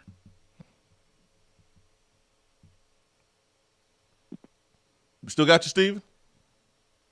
Oh. Steve, you still there? Steven. Nope, hey, can you hear me? There he is. There he is. All right, sorry. Did you hear my question? Yes, I did. Okay, gotcha. Shoot. So I think the main thing that I learned that I took away from Coach Spurrier was timing and urgency. Gotcha. And I'm a huge urgency guy. When I'm training guys down here, when I'm running camps up in South Carolina, I preach urgency more than really anything. everybody kind of throws. I mean, you look at Phillip Rivers, he has a different arm and goes. You look at Drew Brees, he throws it a different way. Aaron Rodgers throws it a different way. I don't care necessarily how you throw it. I'm gonna try to teach you the right fundamentals and how to be accurate. Because at the end of the day, accuracy trumps all. But my biggest thing is you got to be accurate and you got to be urgent. You got to move fast. And then one thing that I also preach on mostly is you can't be hard headed. Everybody that I train, they all know my whole freaking backstory. So that there's no thanks a lot, Dougal. I mean, I can't hide from anything in the past. But I just look, man, just don't be so damn hard headed. Take coaching and just be smart. You don't have all the answers right now. I don't have all the answers. So you just bear with me because I played the position for a long time.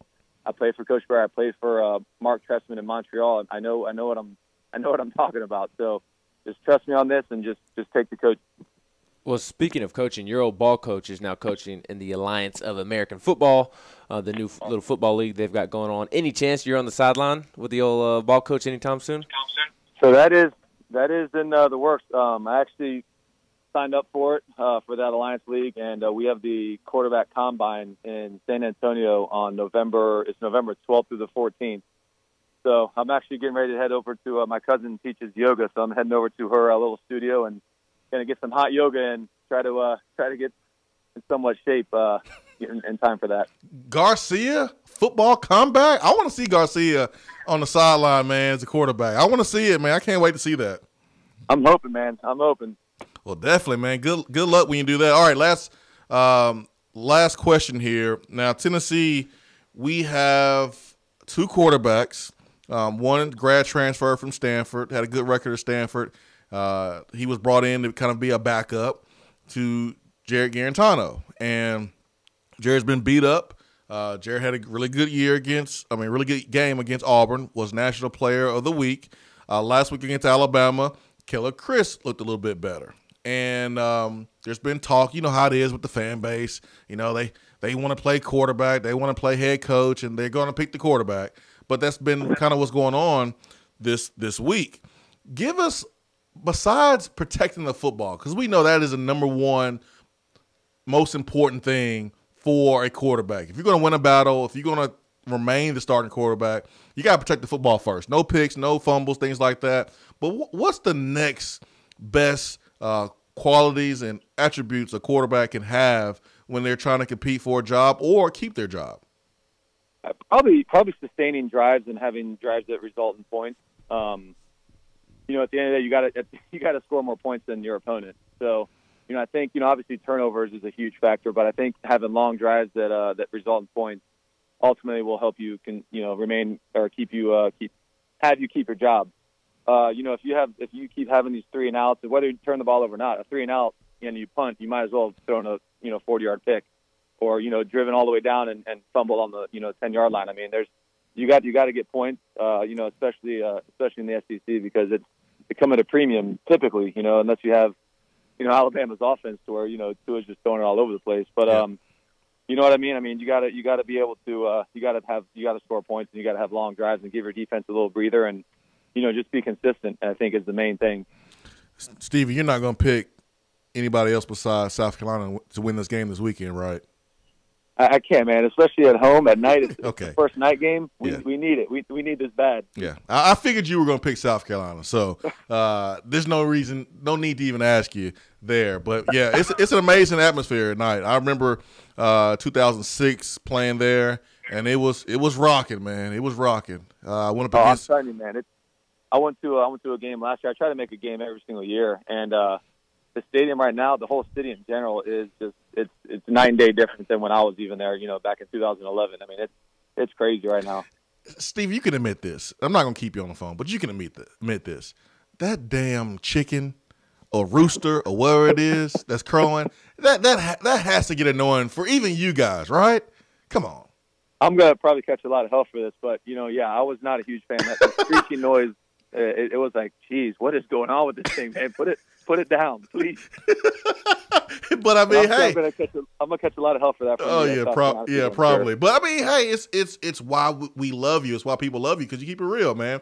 And it's annoying to the opposing team, which is all that matters too. So, yeah, exactly. Steven, man, thanks so much for your time, and good luck hot yoga today, and good luck on the new Football Alliance League, and I hope you make it, and we hope you rock it. Absolutely, man. I appreciate it, man. Hit me up anytime, man. All right, thanks, man. Steven Garcia, former quarterback in South Carolina. Man, even Steven admitted it was that chicken or whatever that thing is, crowing is annoying.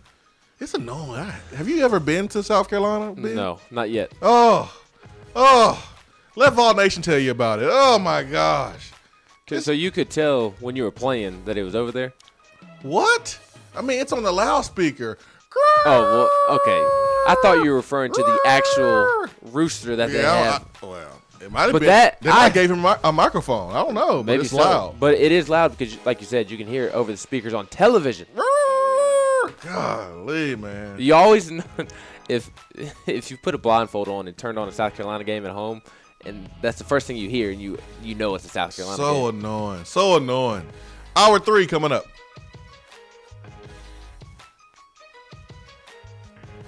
Hour 3 of the Swain Event is brought to you by the Low T Center and lowtcenter.com. Do you know your numbers? Feel like you again. Let us help. Top 100 barbecue restaurant Dead End BBQ has a new slew of daily specials for the fall. Enjoy a different special meal every day, like the smokehouse stew, barbecue cheddar meatloaf, or the smoked turkey and dressing, which includes sliced smoked turkey and cornbread dressing paired with sautéed Brussels sprouts, mashed potatoes, and a side of turkey gravy. While Dead End offers a different specialty meal each day, you can get their hillbilly chili every day. There is always something new at Dead End BBQ. Located off of Sutherland Avenue, Dead End BBQ. The fall flavor search is over. You're driving home, flashing blue lights in your rearview mirror. You pull over, step out of your car, and the next thing you know, you're being arrested for driving under the influence. Now what do? We all should be responsible, but remember, just because you're arrested doesn't mean you're guilty. Call criminal defense and DUI attorney Marcos Garza at 865-540-8300. The investigative teams at the Garza Law Firm know the justice system inside and out. They utilize cutting-edge technologies and investigative methods to prepare your specific case. Before you plead guilty to any criminal charges, call criminal defense and DUI attorney Marcos Garza. Put his number in your phone right now, 865-540-8300, because you never know when you or a friend will need it. Don't say guilty. Say Garza. 865-540-8300. 865-540-8300 and GarzaLaw.com.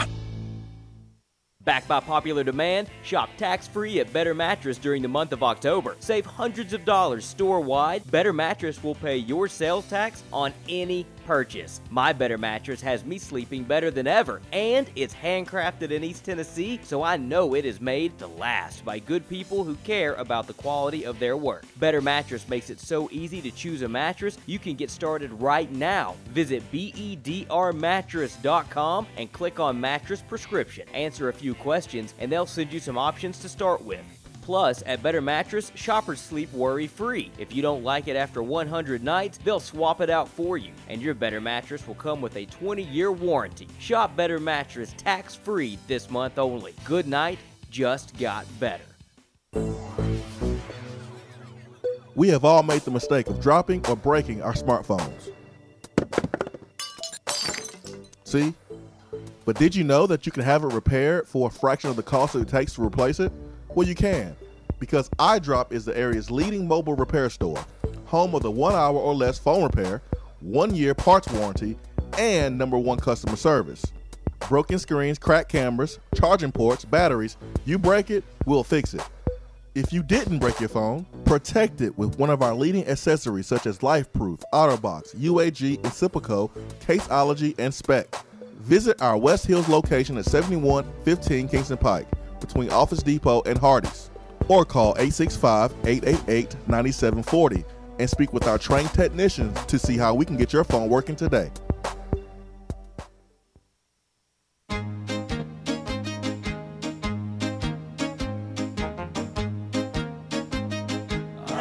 Goes your car insurance. Nobody likes surprises, so switch to Erie Rate Lock. Get a great rate that stays that way even after an accident, ticket, or inflation. In fact, it's locked until you change a car, driver, or your address. Your Erie agent in Knoxville is InsureFit RM. Get a quote at 865-684-4900. That's 865-684-4900. Erie Rate Lock does not guarantee continued insurance coverage and is not available in all states. JC's Tree and Landscaping Service specializes in quality tree work done at an affordable price. Trimming and removing trees are their specialty. They also offer other services like land clearing, stump grinding, crane services, and all of your basic landscaping needs for both commercial and residential. JC's will give you a free estimate and beat any written quote by a competitor to guarantee that you get the lowest price around. Don't risk your land with a fly-by-night service. JC's Tree and Landscaping is licensed and insured. Give them a call at 865-599-3799. At work, can't call in? Don't feel bad. You can talk to the guys on the text box. It's part of the free Swain Event app.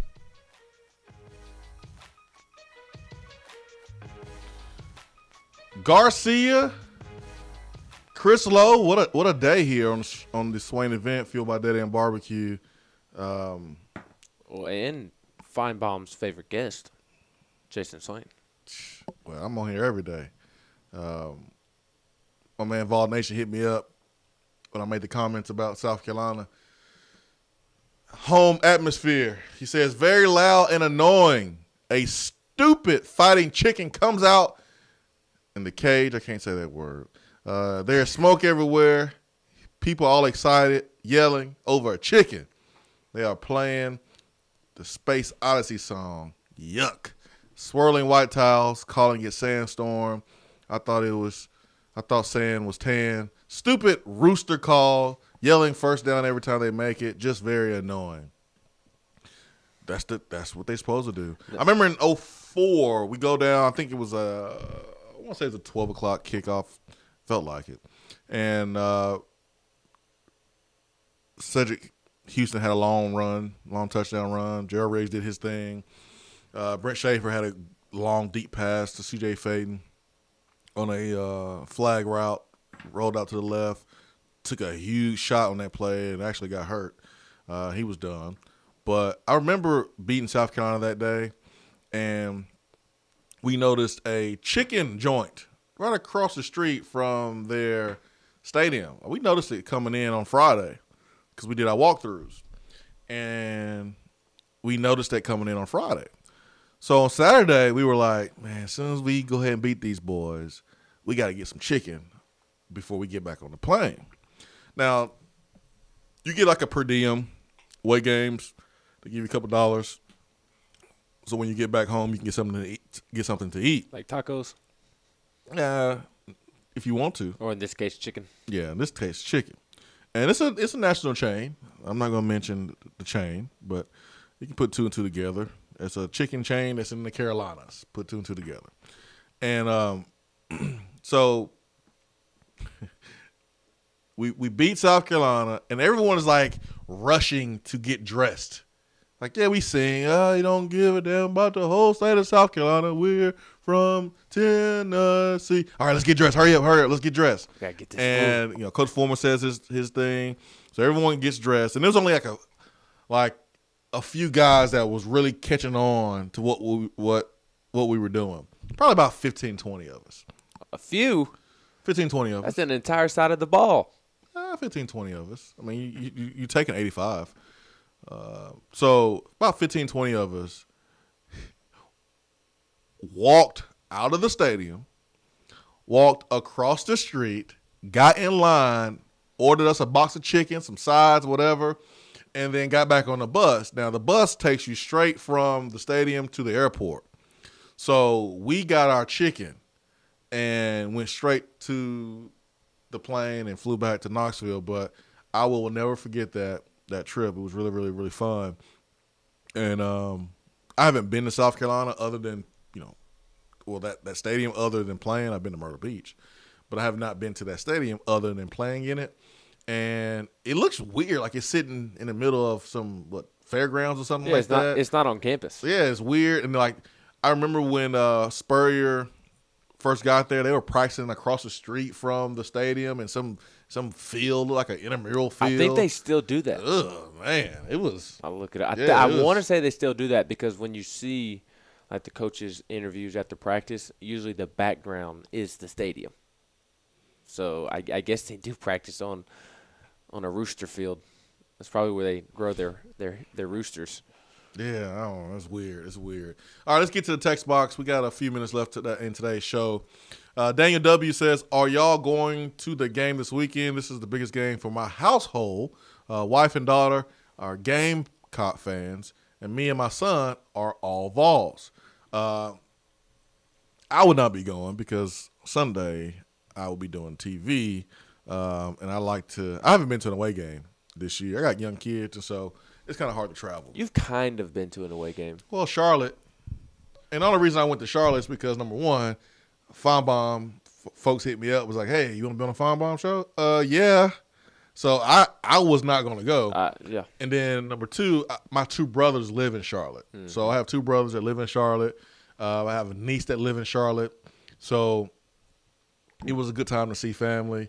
It was a good time to get a babysitter and be able to hang out a little bit. And so that was like all last second going to Charlotte. Kind of like what Stokes did this weekend, all last second deciding to come to the Bama game. But, yeah. Yeah, I won't be in attendance either. I have the wonderful blessing of being able to take engagement pictures this weekend. So all the males out there, please pray. Let's work on your enthusiasm, Please Ben. pray for me. Let's work on your enthusiasm because I'm taking engagement pictures this weekend. Because you better get it down right now. You need to be excited about taking engagement pictures. You need to pretend like you're excited. You need to pretend like you are watching Tennessee play Auburn. I need to walk around like Butch Jones was walking around at the end of the Alabama-Tennessee game. I didn't say be a loser and a D-bag. I'm telling you to be excited. You got to fake it now. You got to fake it. Fake it till I make it. You got to fake it. You got to be like, man, I would rather be here than any place in the world at this very moment. You better have that look on your face. Married men, y'all know what I'm talking about. Y'all better school Ben. You better be excited, Ben. You better pretend like you're having a great time. I'm very excited. Very excited. There you go. South Kakalaki Vol says Columbia is the armpit of the South. Clemson got the better part of the state. I thought Tuscaloosa was the armpit of the South. You said it wrong. Turd Town is the armpit of the South. Turd Town, whatever. Anything south of Huntsville is the armpit of the South. I thought that was, but hey, whatever. Turd Town's the left armpit. Athens is the right armpit. Where's Columbia? It's the stank on your neck. It's the jockstrap of the South? Yeah. Okay, we'll go with that. Columbia's actually nice from what I've heard. So I've never been. Tony McDaniel's from there, and I mean, he's always speak very highly of that area. Anyways, PDD says Urban is a joke. When the seat gets hot, he jumps ship. So like Florida, he reaches an agreement because of health issues. He is full of garbage. Even Chris making excuses for him. Hey, Chris is being professional. I like to poke Chris a little bit and put him in tough spots, but he's professional. He can handle it. He did say he doesn't see Urban being back next year. So Levi Reed says, can we do it? Can we win out? I say all but Kentucky. Would like to hear your thoughts. I think it's possible. I think it's possible they can beat Kentucky, to be honest. But it's going to take a great effort, and it's going to take some execution, just like we saw against Auburn. I think they can do it. Whenever you have guys on the outside like Jawan Jennings and Callaway and Palmer, that can get you some big plays down the football field. That can take pressure off your defense. It really takes pressure off of everyone. And Terry Wilson has not been great. Nope, not at all. And since that Florida game. Mark Stoops said on Monday, Terry Wilson and the backup will be playing against Missouri this weekend. I actually think that Missouri will be a tougher matchup than Kentucky simply because of the quarterback situation. Yeah, Missouri receivers, they can just catch the ball. Yeah, and then they can also get the job done on the ground with DeMaurier Crockett, and I forget the other young man's name. And Missouri's a little bit tougher in the trenches than people expect, too. So let's see here. D. Cody says, I love the way Pruitt is coaching these young men. I love the attention to details and attention to the attitude of these young men. Does not accept anything but their best. And if they cannot get the job done, it's next man up. That excites me, and I have faith in Coach Pruitt for the future. South Kakalaki Vol says, why hasn't Bama players tested for steroids? Those dudes are not normal. And they've had the same strength coach for years and years and years and years. And that's what stability does for you. That's what stability does for you. Look at Georgia, and they're getting it rolling. They brought in a guy, I want to say from Marshall, who's really good, and they've had the same strength coach. You gotta have that continuity, and it helps that he's really good too. But he came from the NBA, which is weird. Scott Cochran came from the NBA, and he's been the most important person to Nick Saban, just like most strength coaches are to a head coach.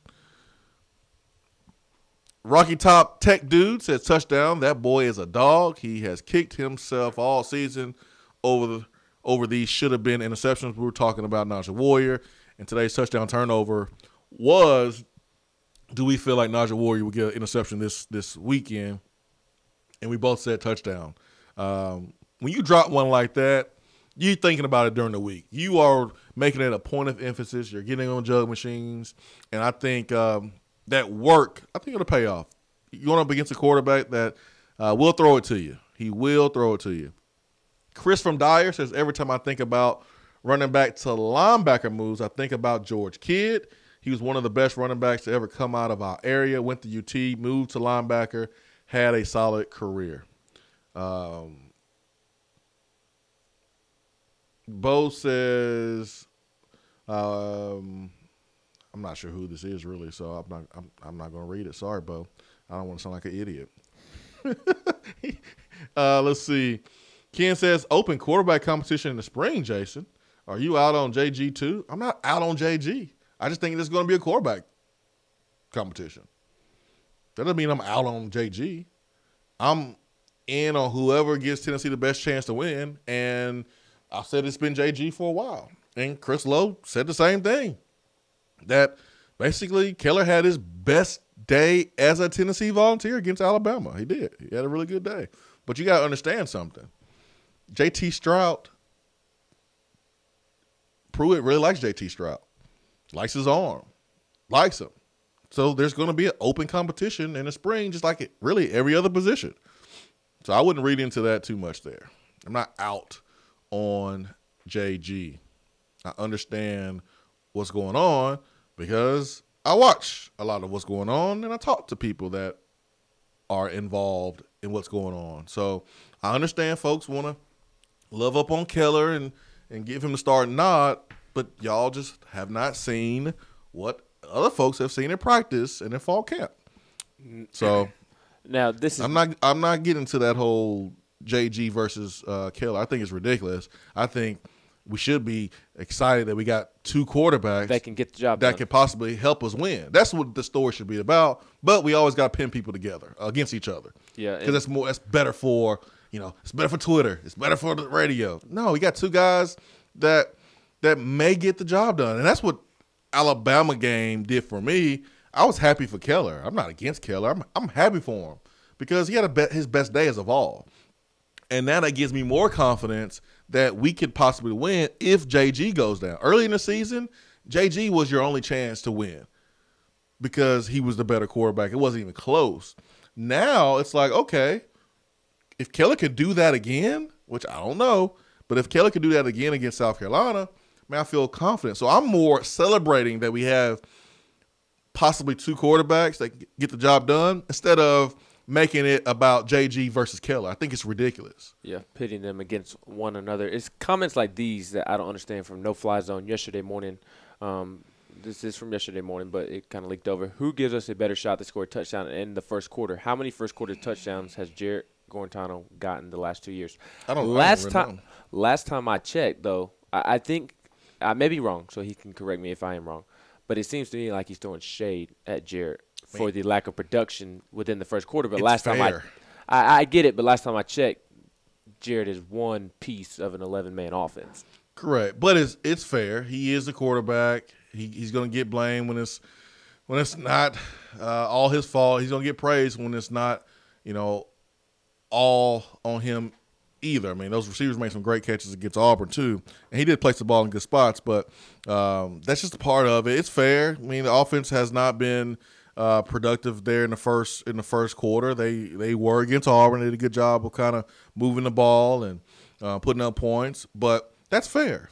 That's fair. Who gives us a better shot to score a touchdown?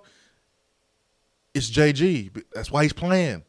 Like, you can't praise the coaching staff for being able to identify talent, coach them up, and then on the other hand, question those guys for putting in the right dude who they feel like can help them win games. Do you honestly think Pruitt's going to put in a guy that he doesn't think is going to help him win? I mean, think about how much sense that makes. When was the last time we saw Austin Pope? It's been a while. Exactly. I mean, I just don't understand how you can praise a coach for being a football coach and evaluating talent and coaching them up, but on the other hand, be like, the wrong guy's playing that can help us win. Huh? What? You can fairly say, Jared needs to be better. Jared needs to see that. Jared needs to get the ball out faster. Jared needs to throw with anticipation. That's fair. Cool. Whatever. I agree with that.